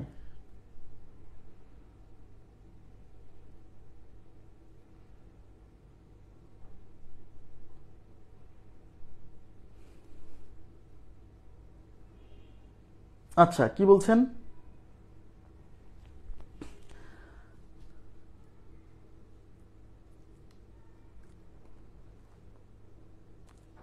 আরেকবার বলেন। জি না স্যার, কারণ সন্নিহিত কোণ শর্ত প্রযোজ্য না। কি শর্ত? কোন শর্ত ভায়োলেট করছে আমি সেটা বলছি। কোন শর্ত ভায়োলেট করছে? থিটা ওয়ান থিটা টু এর এবং থিটা টু থিটা ওয়ান এবং থিটা ওয়ান সন্নিহিত কোণ হবে।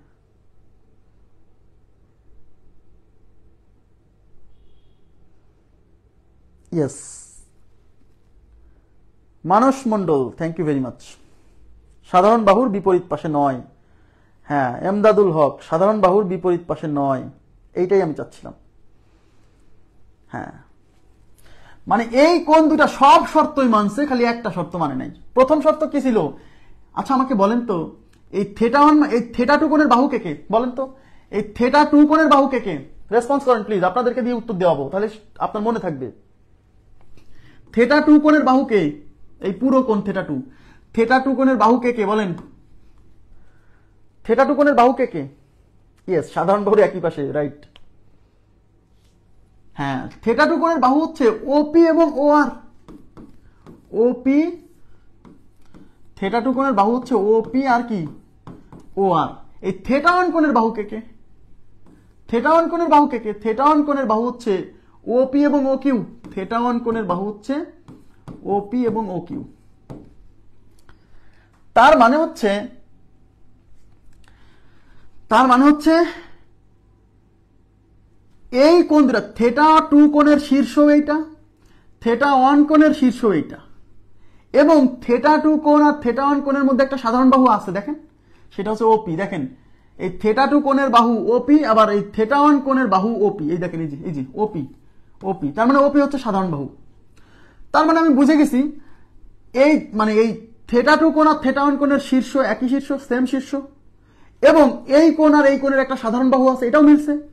কিন্তু শর্ত ছিল এই কোণ দুইটা যদি সাধারণ বাহুর দুই বিপরীত পাশে অবস্থান করে, তাহলে কোণ দুইটা সাধারণ বাহুর দুই বিপরীত পাশে অবস্থান করবে। কিন্তু আমি দেখতে পাচ্ছি এই কোণটাও এই সাধারণ বাহুর এই পাশে অবস্থান করতেছে, এই কোণটাও এই সাধারণ বাহুর এই পাশে অবস্থান করতেছে। তার মানে সাধারণ বাহুর একই পাশে অবস্থান করার কারণে এরা পরস্পর সন্নিহিত কোণ হয়নি। তার মানে এখানে থিটা ওয়ান আর থিটা টু সন্নিহিত কোণ নয়। কিন্তু অনেকে মনে করবে হ্যাঁ তো পাশাপাশি অবস্থান করতেছে, তাহলে তো সন্নিহিত না। তার মানে সন্নিহিত কোণ হতে হলে কোণ দুইটার একটা একই শীর্ষ থাকতে হবে, দুইজনের একটা কমন বাহু, সাধারণ বাহু থাকতে হবে, এবং কোণ দুইটা সাধারণ বাহুর দুই বিপরীত পাশে অবস্থান করতে হবে। এবার কি ক্লিয়ার না? আচ্ছা এবার দেখেন, এবার বলছে সরল কোণ। সবাই মনোযোগ দিন, সরল কোণ।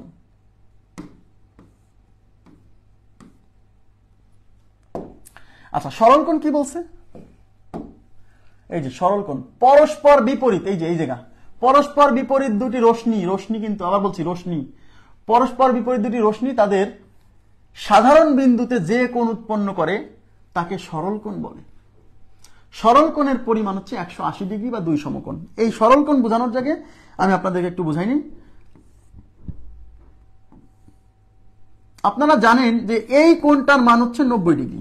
এই যে এই কোণটা, যেমন কোণকে এইভাবে প্রকাশ করে না, এই যে এরকম ভাবে প্রকাশ করে না থিটা, 90 ডিগ্রিকে এইভাবে এই ঢেউ দিয়ে প্রকাশ করে না, 90 ডিগ্রিকে এরকম স্কোয়ার দিয়ে প্রকাশ করে। 90 ডিগ্রি কোণের ক্ষেত্রে এইগুলা ব্যবহার করা যাবে না। 90 ডিগ্রির ক্ষেত্রে কেমন? স্কোয়ার। কোথাও কোন কোণে যদি এরকম স্কোয়ার শেপ দেখেন তাহলে বুঝবেন ওই কোণটার মান কত ডিগ্রি? 90 ডিগ্রি। এইভাবে 90 ডিগ্রিকে প্রকাশ করে।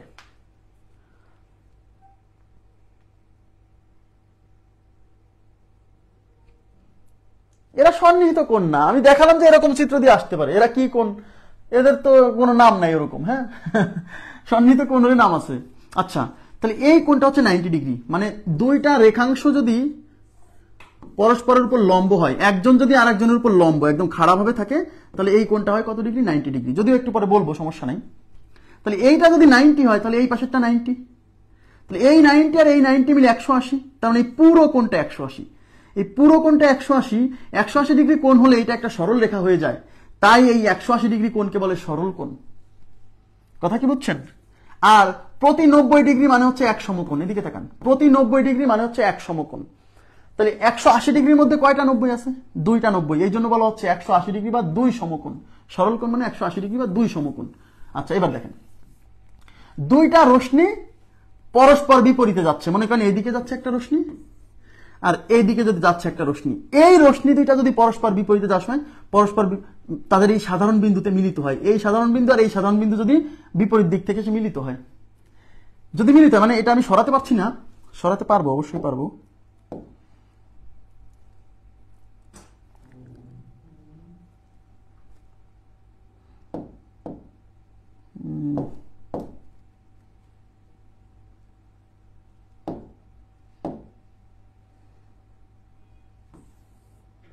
না,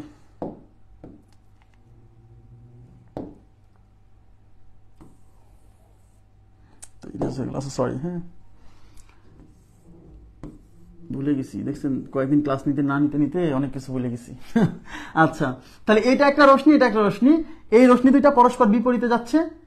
এরা যদি এদের এই সাধারণ বিন্দু যদি মিলিত হয়, মানে এই জিনিসটাকে যদি একটু এদিকে সরাই দেই, এটা দেখাতে পারছি না, এরকম যদি মিলিত হয় তাহলে এখানে যে কোণটা উৎপন্ন হচ্ছে না, এই কোণটা কিন্তু দেখেন এক সরল কোণ, আর এই এক সরল কোণকে বলা হচ্ছে 180 ডিগ্রি। দেখেন তাহলে বলছে পরস্পর বিপরীত দিকে বিপরীত দুটি রশ্মি তাদের সাধারণ বিন্দুতে যে কোণ উৎপন্ন করে, মানে রশ্মি দুটা পরস্পরের বিপরীত থাকতে হবে, একটা এইদিকে একটা এইদিকে, এবং এদের এই সাধারণ বিন্দু দুটা যেখানে মিলবে সেখানে এই যে এক সরল কোণ তৈরি হবে, এই যে সরল কোণ, ঠিক আছে। আর এই সরল কোণের পরিমাণ 180 কেন জানেন? কারণ এই পাশে একটা 90, এই পাশে একটা 90, তাহলে টোটালটা কত? 180 ডিগ্রি। আশা করি বুঝতে পারছেন। তাহলে সরল কোণের পরিমাণ 180 ডিগ্রি বা 2 সমকোণ। ওকে, নেক্সট।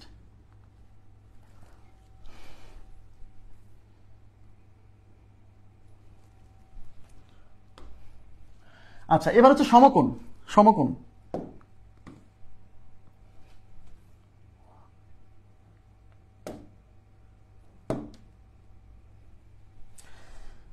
আচ্ছা, দেখেন সমকোণ কি বলছে, দেখেন এখানে কি বলছে, সমকোণের সংজ্ঞা বলছে যদি একই রেখার উপর অবস্থিত দুটি সন্নিহিত কোণ পরস্পর সমান হয় তাকে, তবে প্রত্যেক কোণ দুটির প্রত্যেককে সমকোণ বলে। এই সংজ্ঞাটাও পরীক্ষাতে আসছে, এদিকে তাকান, সমকোণের দুইটা সংজ্ঞা, এই উপরে যে সংজ্ঞাটা দিছি ওইটা একটা, আর এই যে একটা সংজ্ঞা, এই যে একটা সংজ্ঞা, এই যে, অথবা যে কোণের পরিমাণ 90 ডিগ্রি এর সমান তাকে সমকোণ বলে, এটাও পরীক্ষা আসছে। কিন্তু অনেকে বলে যে ভাই এই সংজ্ঞাটা আমার জানা দরকার কি, কারণ এই সংজ্ঞাটা পরীক্ষা আসছে, আগে থেকে না জেনে গেলে সমস্যা।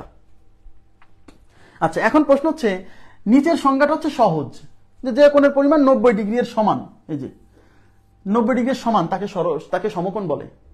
কিন্তু প্রশ্ন হচ্ছে যে এই সমকোণের সংজ্ঞাটা এইভাবে কেন দিল, বা এইভাবেও সংজ্ঞাটা আসলে ঠিক আছে কিনা, আমি এটা বোঝাই দিচ্ছি। যদি একই সরল রেখার উপর অবস্থিত দুটি সন্নিহিত কোণ পরস্পর সমান হয়, দেখেন একই সরল রেখার উপর অবস্থিত, এই যে একই সরল রেখা, সেম সরল রেখার উপর অবস্থিত দুটি সন্নিহিত কোণ, এই একটা সরল রেখা, এই সরল রেখার উপর অবস্থিত। আচ্ছা, আমাকে বলেন তো, একটু তাকান, আমাকে বলেন তো, এটা যদি θ1 হয় আর এটা যদি θ2 হয়, এই θ1 আর θ2 মানে এই কোণটা আর এই কোণটা কি সন্নিহিত কোণ? প্লিজ রেসপন্স করেন তো, এই কোণটা আর এই কোণটা কি সন্নিহিত কোণ? সন্নিহিত কোণ কিনা বলেন তো?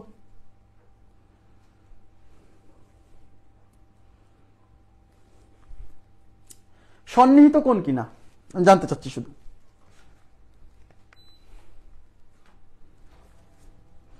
হ্যাঁ, এরা দুজন সন্নিহিত কোণ। কিভাবে? এই কোণের শীর্ষ হচ্ছে এইটা, আবার এই কোণের শীর্ষও কিন্তু এইটা, এবং এই কোণ আর এই কোণের সাধারণ বাহু এইটা, দেখেন, কারণ এই বাহুটা এই কোণের সাথেও আছে, এই বাহুটা এই কোণের সাথেও আছে, এটা সাধারণ বাহু, এবং এই কোণ দুইটা এই সাধারণ বাহুর দুই পাশে, এই পাশে একটা, এই পাশে একটা, সুতরাং এরা দুজন সন্নিহিত কোণ। কিন্তু সন্নিহিত কোণ হলেও এই কোণ দুইটার মান কিন্তু সমান না, দেখেন এটা বড় এটা ছোট। কিন্তু যদি যখন এই দেখেন, এবং এই কোণটা আর এই কোণটা কিন্তু এই সরলরেখার উপর অবস্থান করতেছে, এই এবি সরলরেখার উপর অবস্থান করতেছে, এই এবি সরলরেখার উপর। কিন্তু যখন এই সরলরেখার উপর অবস্থিত দুইটা কোণের মান যখন সমান হবে, দেখেন এইবার এইটা হচ্ছে θ1, এইটা হচ্ছে θ2। এইবার আপনারা আমাকে বলেন, এই টোটাল কোণটা একটা সরল কোণ, এবং এই সরল রেখার উপর দুইটা কোণ অবস্থান করতেছে, এই একটা, এই কোণটা θ1, এই কোণটা θ2, এবং এই θ1 আর θ2 পরস্পর সন্নিহিত কোণ। কেন?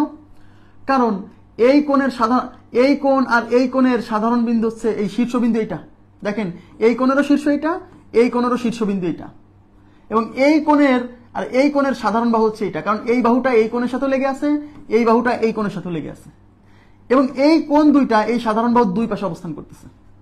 এইবার এই মানটা আর এই মানটা যদি সমান হয়, এই টোটাল কোণটা 180 ডিগ্রি, তাহলে এইটা আর এটা যদি সমান হয়, 180কে 2 দিয়ে ভাগ করলে এটার মান 90, এটার মান 90, আর 90 ডিগ্রি মানে কি সমকোণ। তাহলে একই সরলরেখার উপর অবস্থান করতেছে দুইটা কোণ, এই সন্নিহিত কোণ দুইটার মান যখন সমান হবে সেই মান তখন আমরা বলবো সমকোণ। এবার কি বুঝতে পারছেন বিষয়টা? সমান না কেমন? আরে ভাই, চোখ দেখে চোখে বোঝেন না? চোখের একটা আন্দাজ আছে না? এটা কি কথা বলেন তো? এটা ছোট, এটা বড়, এটা কি দেখে বোঝেন না? এটা দেখে তো বুঝতে হবে।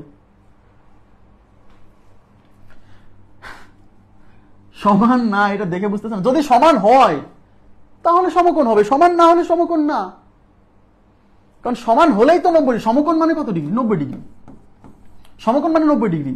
তাহলে এর উপরে যখন দুইটা কোণ অবস্থান করবে সেই কোণ দুইটার মান যদি সমান না হয়, সমান হলেই তো এটাও 90 এটাও 90 হবে, তাহলে মোট 180 না?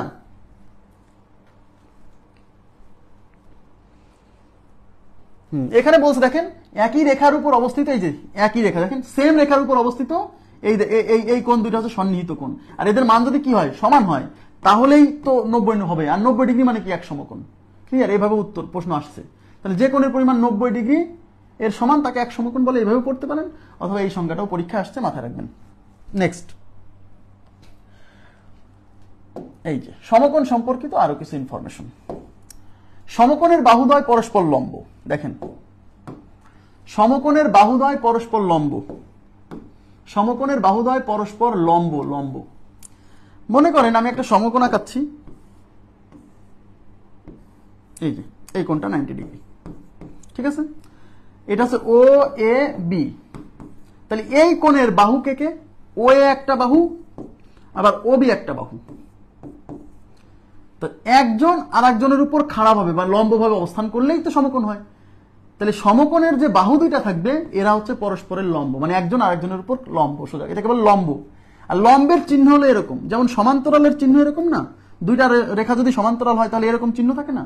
আর দুইটা রশ্মি যদি লম্ব হয় তাহলে লম্ব হলে এরকম থাকে, এরকম চিহ্ন। এই যে একজন আরেকজনের উপর লম্ব, এই যে চিহ্নটাই বোঝা যাচ্ছে একজনের উপর আরেকজন লম্ব।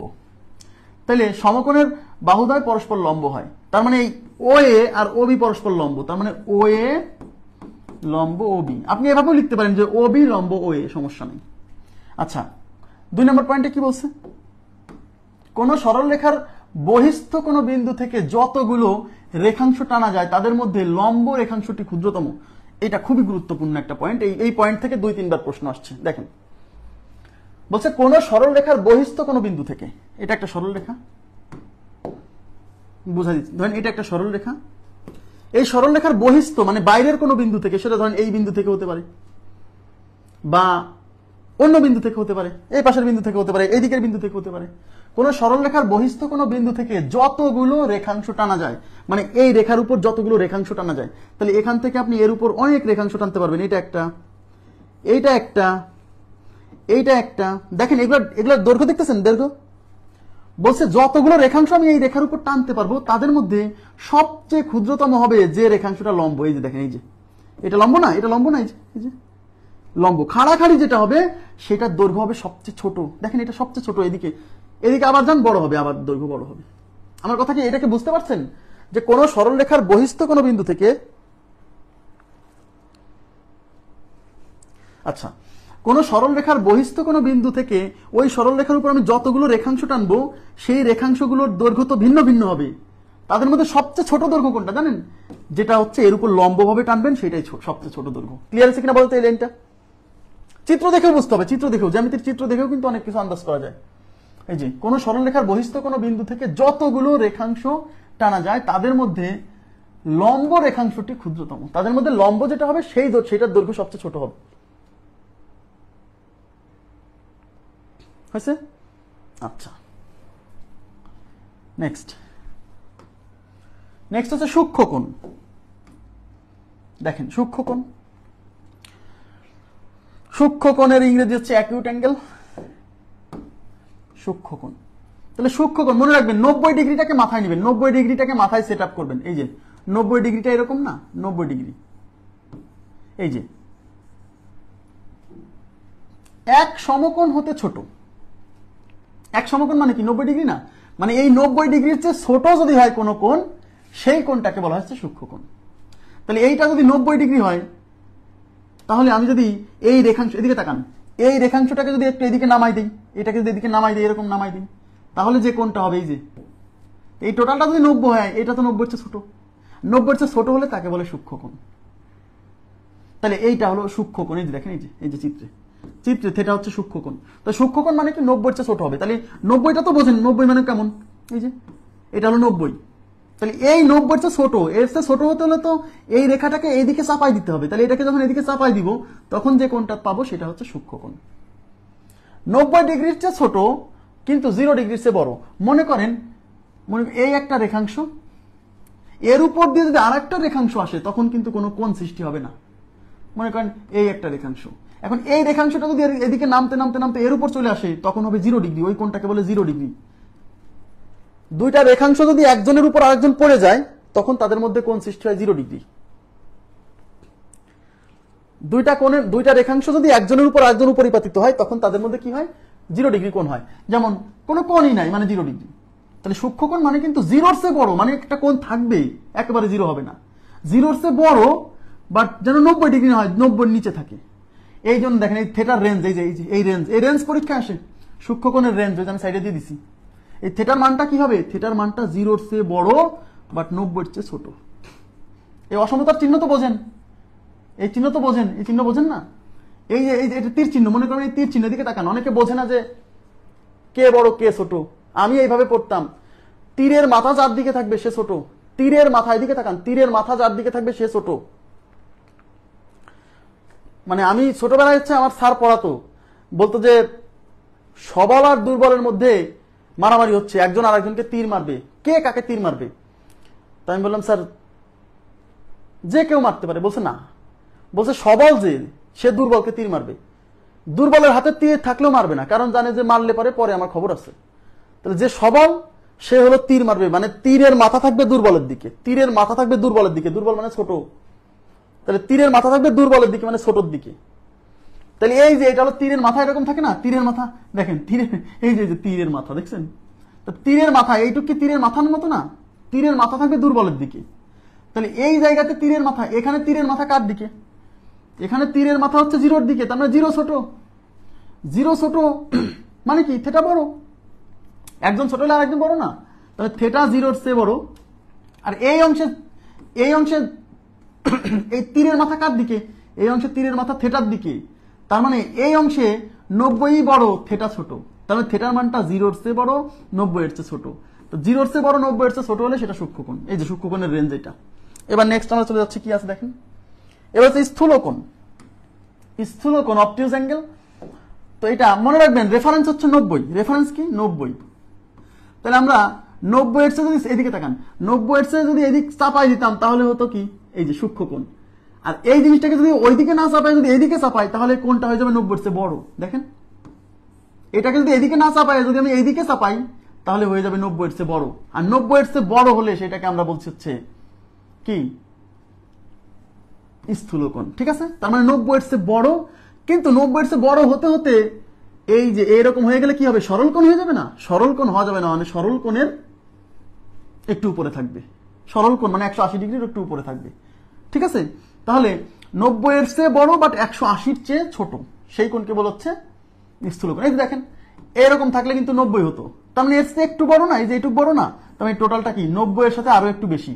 তার মানে 90-এর চেয়ে একটু বেশি, কিন্তু এই টোটালটা হলো 180। তার মানে এই কোণটা 180-র চেয়ে একটু কম। তাহলে কোণের মান 90-এর চেয়ে বড় বাট 180-র চেয়ে ছোট। এটা হচ্ছে স্থূলকোণের কি রেঞ্জ। ঠিক আছে, নেক্সট হচ্ছে প্রবৃদ্ধ কোণ। প্রবৃদ্ধ কোণ সবচেয়ে বৃদ্ধ মানে হচ্ছে সবচেয়ে বড়। তাহলে দেখেন, 90-এর চেয়ে বড় 180-র চেয়ে ছোট হলে হয় হচ্ছে স্থূলকোণ। আর 180-র সমান, এই যে 180-র সমান হলে সরল কোণ। 180-র চেয়েও একটু বড় হবে। এই যে দেখেন, এই একটা রেখাংশ, এই একটা রেখাংশ। এখন এদের মধ্যবর্তী কোণ, অনেকে বলে ভাই কোণ তো এইটা। আরে ভাই, কোণ এই পাশ দিয়ে হইতেছে, কোণ এই পাশ দিয়ে হয় না? এটাও একটা কোণ, এই পাশ দিয়েও একটা কোণ হচ্ছে, ও পাশেও একটা কোণ আছে। ও পাশে যে কোণটা আছে সেটা হলো স্থূলকোণ এক্ষেত্রে। কিন্তু এই পাশে যেটা আছে সেটা দেখেন, এদিকে তাকান, যদি এটা কি, এইটুক কি, এইটুক 180 ডিগ্রি না, 180 ডিগ্রি না, কিন্তু এই টোটালটা কিন্তু এই 180-র চেয়েও কিন্তু একটু বড়। তার মানে কি হচ্ছে, তাহলে প্রবৃদ্ধ কোণ 180-র চেয়েও একটু বড় হচ্ছে। হ্যাঁ, আর একটা জিনিস একটু মনে রাখেন, এইটুক 90 ডিগ্রি, এইটুক 90 ডিগ্রি, এইটুক 90 ডিগ্রি, এইটুক 90 ডিগ্রি। তার মানে এই টোটাল সার্কেলটা ঘুরলে পারে কয়টা 90 আসতেছি? একটা, দুইটা, তিনটা, চারটা। 4 9 কত? 4 গুণ 9, 4 9 36, মানে 360 ডিগ্রি। তো এই টোটাল সার্কেলটা কিন্তু 360 ডিগ্রি। তার মানে পুরো একটা চক্র ঘুরলে 360 ডিগ্রি ঘোরা হয়, ঠিক আছে? তার মানে এই টোটালটা 180 ডিগ্রি, তার চেয়ে একটু বড়, মানে 180-র চেয়ে বড়। এই যে 180-র চেয়ে বড়, কিন্তু প্রবৃদ্ধ কোণটা, কিন্তু এই টোটাল কোণটা তো আবার 360, তার মানে 360-এর চেয়ে ছোট। দেখছেন? তার মানে দেখেন, এই যে 180-র চেয়ে কিন্তু একটু বড়, কিন্তু পুরোটা যদি নিতাম 360 হতো, তার মানে 360-এর চেয়ে ছোট। তাহলে প্রবৃদ্ধ কোণ 180-র চেয়ে বড় হবে, 360-এর চেয়ে ছোট হবে। এটা হচ্ছে প্রবৃদ্ধ কোণের রেঞ্জ। ওকে, আচ্ছা। আর একটা আছে পূর্ণ ঘূর্ণন কোণ। পূর্ণ ঘূর্ণন কোণ যদিও আসে না পরীক্ষায়। পূর্ণ ঘূর্ণন কোণ মানে আপনি যদি একটা বৃত্ত যদি পুরো ঘোরেন, তাহলে যে কোণটা সৃষ্টি হয় সেটার নাম হচ্ছে পূর্ণ ঘূর্ণন কোণ। হ্যাঁ, ওটা হচ্ছে 360 ডিগ্রি। একটা বৃত্ত পুরো ঘুরলে কত ডিগ্রি হয়? 360 ডিগ্রি না? সেটা হচ্ছে পূর্ণ ঘূর্ণন কোণ। পরীক্ষা আসেনি, তাও আমি বলে রাখলাম। আচ্ছা, এবার দেখেন। আচ্ছা, পূরক কোণ সম্পূরক কোণে যাওয়ার আগে আমরা তাহলে কি কি পড়লাম আমি একটু বলে দিচ্ছি, মনোযোগ দেন। আমরা পড়লাম হচ্ছে সূক্ষ্ম কোণ। সূক্ষ্ম কোণের রেঞ্জ কেমন? সূক্ষ্ম কোণের রেঞ্জ হচ্ছে 90 ডিগ্রির চেয়ে ছোট, 0-র চেয়ে বড়, ব্যাস সূক্ষ্ম কোণ। আমরা পড়লাম সমকোণ। সমকোণ মানে কি? থিটা ইকুয়াল টু 90 ডিগ্রির সমান হবে।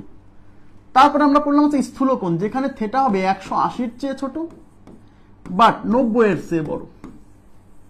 তারপরে পড়লাম সরল কোণ, যেখানে থিটা হবে 180 ডিগ্রির সমান, তবে 180-র চেয়ে একটু বড়। খেয়াল করেন, প্রতি 90-90 কিন্তু রেঞ্জ পার হচ্ছে, খেয়াল করছেন? এবার 180-র চেয়ে একটু বড়, এবার 180-র চেয়ে একটু বড় বাট 360 ডিগ্রির চেয়ে একটু ছোট। তাহলে এটাকে আমরা বলছি প্রবৃদ্ধ কোণ, সবচেয়ে বৃদ্ধ মানে সবচেয়ে বড়। আর একটাকে, সেটা হচ্ছে 360 ডিগ্রি হলে সেটাকে আমরা বলছি পূর্ণ ঘূর্ণন কোণ। ক্লিয়ার?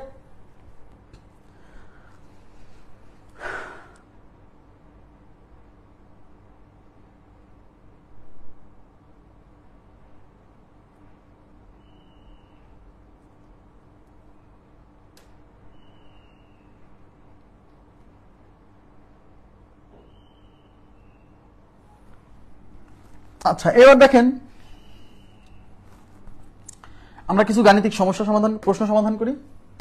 আমরা কিছু প্রশ্ন সমাধান করি।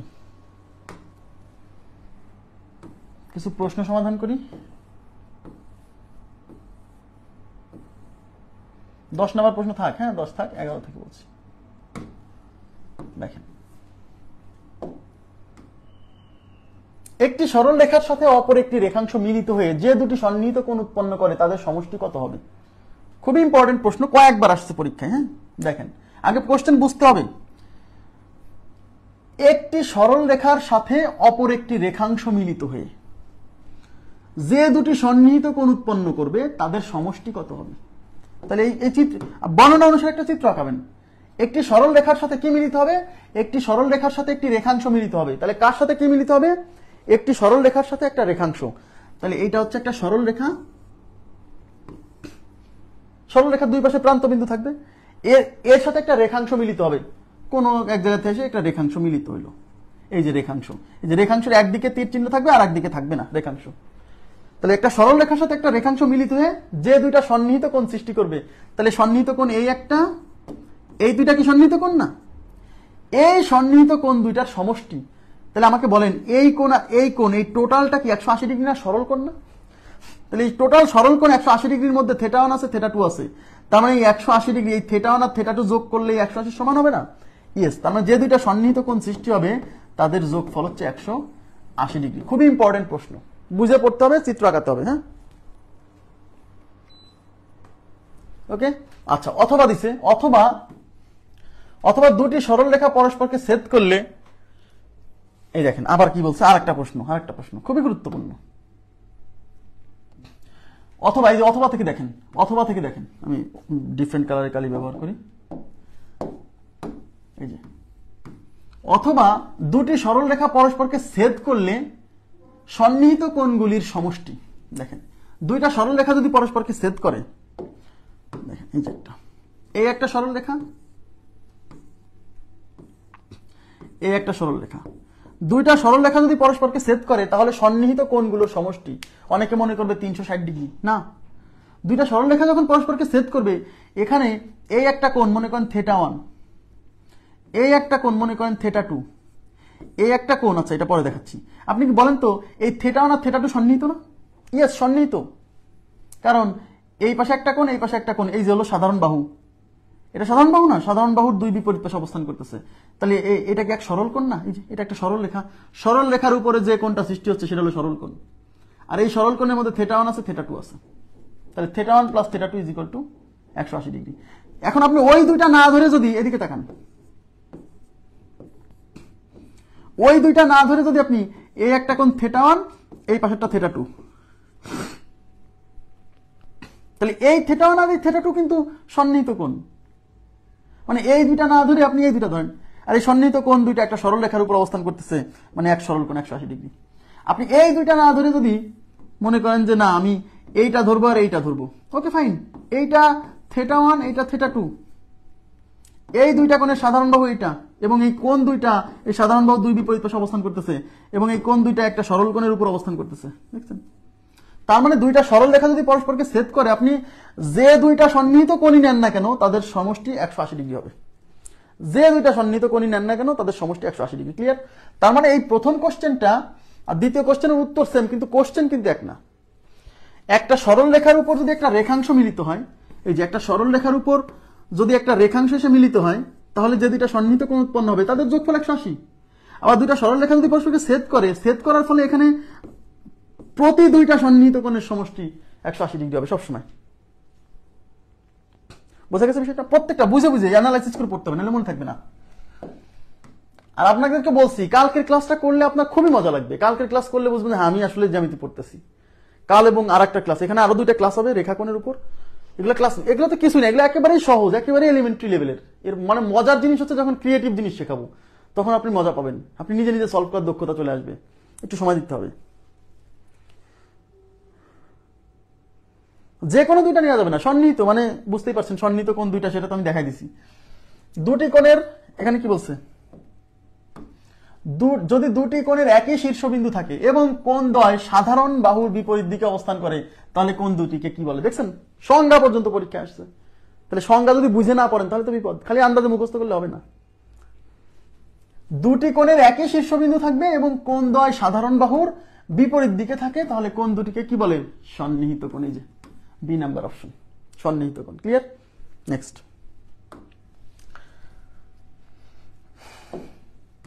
দেখেন এখানে কি বলছে, দুইটি সরল রেখা পরস্পরকে ছেদ করলে কয়টি কোণ তৈরি হয়? দুইটা সরল রেখা পরস্পরকে ছেদ করলে, যে পরস্পরকে ছেদ করলে কয়টি কোণ তৈরি হয়? দেখেন আপনি চিত্র আঁকাবেন, ওখানে যেভাবে ইনস্ট্রাকশন দেওয়া আছে সেভাবে চিত্র আঁকাবেন। এই একটা সরল রেখা, এই একটা সরল রেখা, এরা পরস্পরকে ছেদ করছে, ছেদ করলে কয়টা কোণ তৈরি হয়? এই হলো θ1, এই হলো θ2, এই হলো θ3, এই হলো θ4, তাহলে কয়টা? চারটা। তার মানে দুইটা সরল রেখা পরস্পরকে ছেদ করলে চারটা কোণ সৃষ্টি হয়, দুইটা সরল রেখা পরস্পরকে ছেদ করলে চারটি কোণ সৃষ্টি হয়। ওকে, নেক্সট। এইবার টাকা পরস্পর ছেদি, পরস্পর ছেদি মানে কি? পরস্পরকে ছেদ করবে। হ্যাঁ, পরস্পর ছেদি দুইটি সরলরেখা ছেদ বিন্দুতে যে চারটি কোণ উৎপন্ন করে তাদের ডিগ্রি পরিমাপের সমষ্টি কত? তার মানে হচ্ছে দুইটা পরস্পর ছেদি সরলরেখা, মানে দুইটা সরলরেখা যে পরস্পরকে একটা বিন্দুতে ছেদ করবে, ছেদ করলে ওই বিন্দুতে যে চারটা কোণ সৃষ্টি হবে, এই যে এই একটা, এই একটা, এই একটা, এই একটা, এই চারটা কোণের যোগফল কত? তাহলে কি বলছিলাম, পুরো একটা সার্কেলে কত ডিগ্রি থাকে? 360 ডিগ্রি। তার মানে আমাদের উত্তর হচ্ছে 360 ডিগ্রি। এভাবে যদি না বোঝেন তাহলে দেখেন, বলেন এটা একটা সরল কোণ কত ডিগ্রি? 180 ডিগ্রি। এটা একটা সরল কোণ, এটা কত? 180 ডিগ্রি। তাহলে 180 আর 180 যোগ করলে মোট 360 ডিগ্রি। ক্লিয়ার বিষয়টা? তাহলে কত? 360 ডিগ্রি। তাহলে বি নাম্বার অপশন 360। নেক্সট, এখানে কি বলছে? এখানে বলছে দুটি সরলরেখা পরস্পরকে ছেদ করলে যে চারটি কোণ উৎপন্ন হয় তাদের একটিকে আরেকটির বিপরীত কি বলা হয়? আচ্ছা, সম্পূরক কোণ চলে আসছে এগুলা।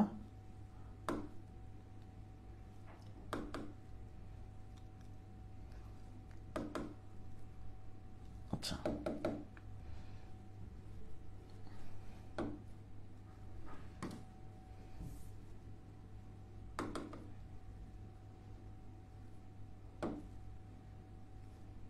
আচ্ছা ওইগুলা 20 থেকে কত বলতো, এখানে দেখে নিচ্ছি 14 পর্যন্ত পড়ালাম না, 14 এগুলো আগামী দিন পড়াতে হবে, এগুলো পড়াই দিচ্ছি একটু, নতুন থিওরি আজকে আর পড়াবো না, শুধু সমস্যাগুলো দেখা দিচ্ছি।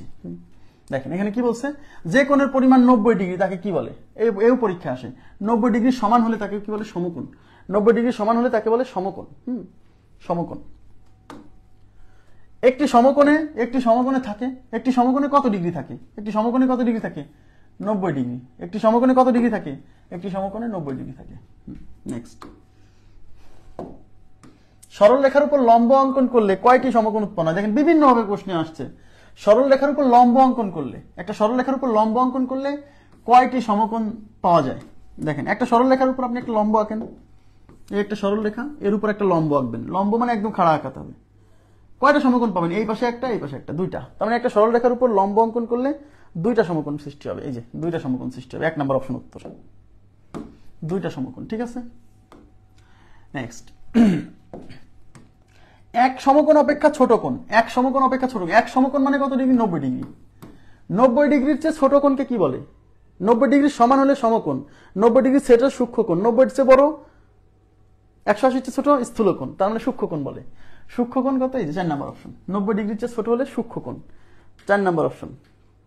ঠিক আছে, নেক্সট, একটি কোণের পরিমাণ 80 ডিগ্রি হলে, দেখেন একটা কোণের পরিমাণ 80 ডিগ্রি, 80 ডিগ্রি, তাহলে 80 ডিগ্রি কোন রেঞ্জে পড়ছে বলেন তো? 80 ডিগ্রি কি জিরোর চেয়ে বড়, জিরোর চেয়ে বড় কিন্তু 90 এর চেয়ে ছোট, এই রেঞ্জে পড়ছে না? এই রেঞ্জে 80 ডিগ্রি কি 90 এর চেয়ে ছোট বাট জিরোর চেয়ে বড়, তার মানে এটা সূক্ষ্মকোণের মধ্যে পড়ছে। কিসের মধ্যে পড়ছে? সূক্ষ্মকোণের মধ্যে। এই যে 4 নম্বর অপশন, মান দেখেও বুঝতে পারিস না। সরল কোণের পরিমাণ কত ডিগ্রি? সরল কোণ, সরল কোণ আমি কি বলছি, সরল কোণে থাকে 2 সমকোণ থাকে, সরল কোণে 2টা সমকোণ থাকে।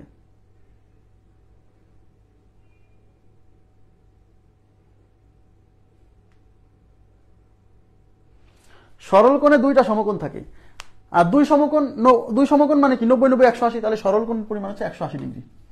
ঠিক আছে, নেক্সট, একটি সরল রেখার সাথে আরেকটি রেখাংশ মিলিত হয়ে যে দুটি সন্নিহিত কোণ সৃষ্টি হয় তাদের সমষ্টি 180 ডিগ্রি। এটা রিপিট হয়েছে, এটা আমরা আগেই পড়ে আসছি। একটি সরল রেখার সাথে আরেকটি রেখাংশ মিলিত হয়ে যে দুইটা সন্নিহিত কোণ সৃষ্টি হয় তাদের সমষ্টি 180 ডিগ্রি।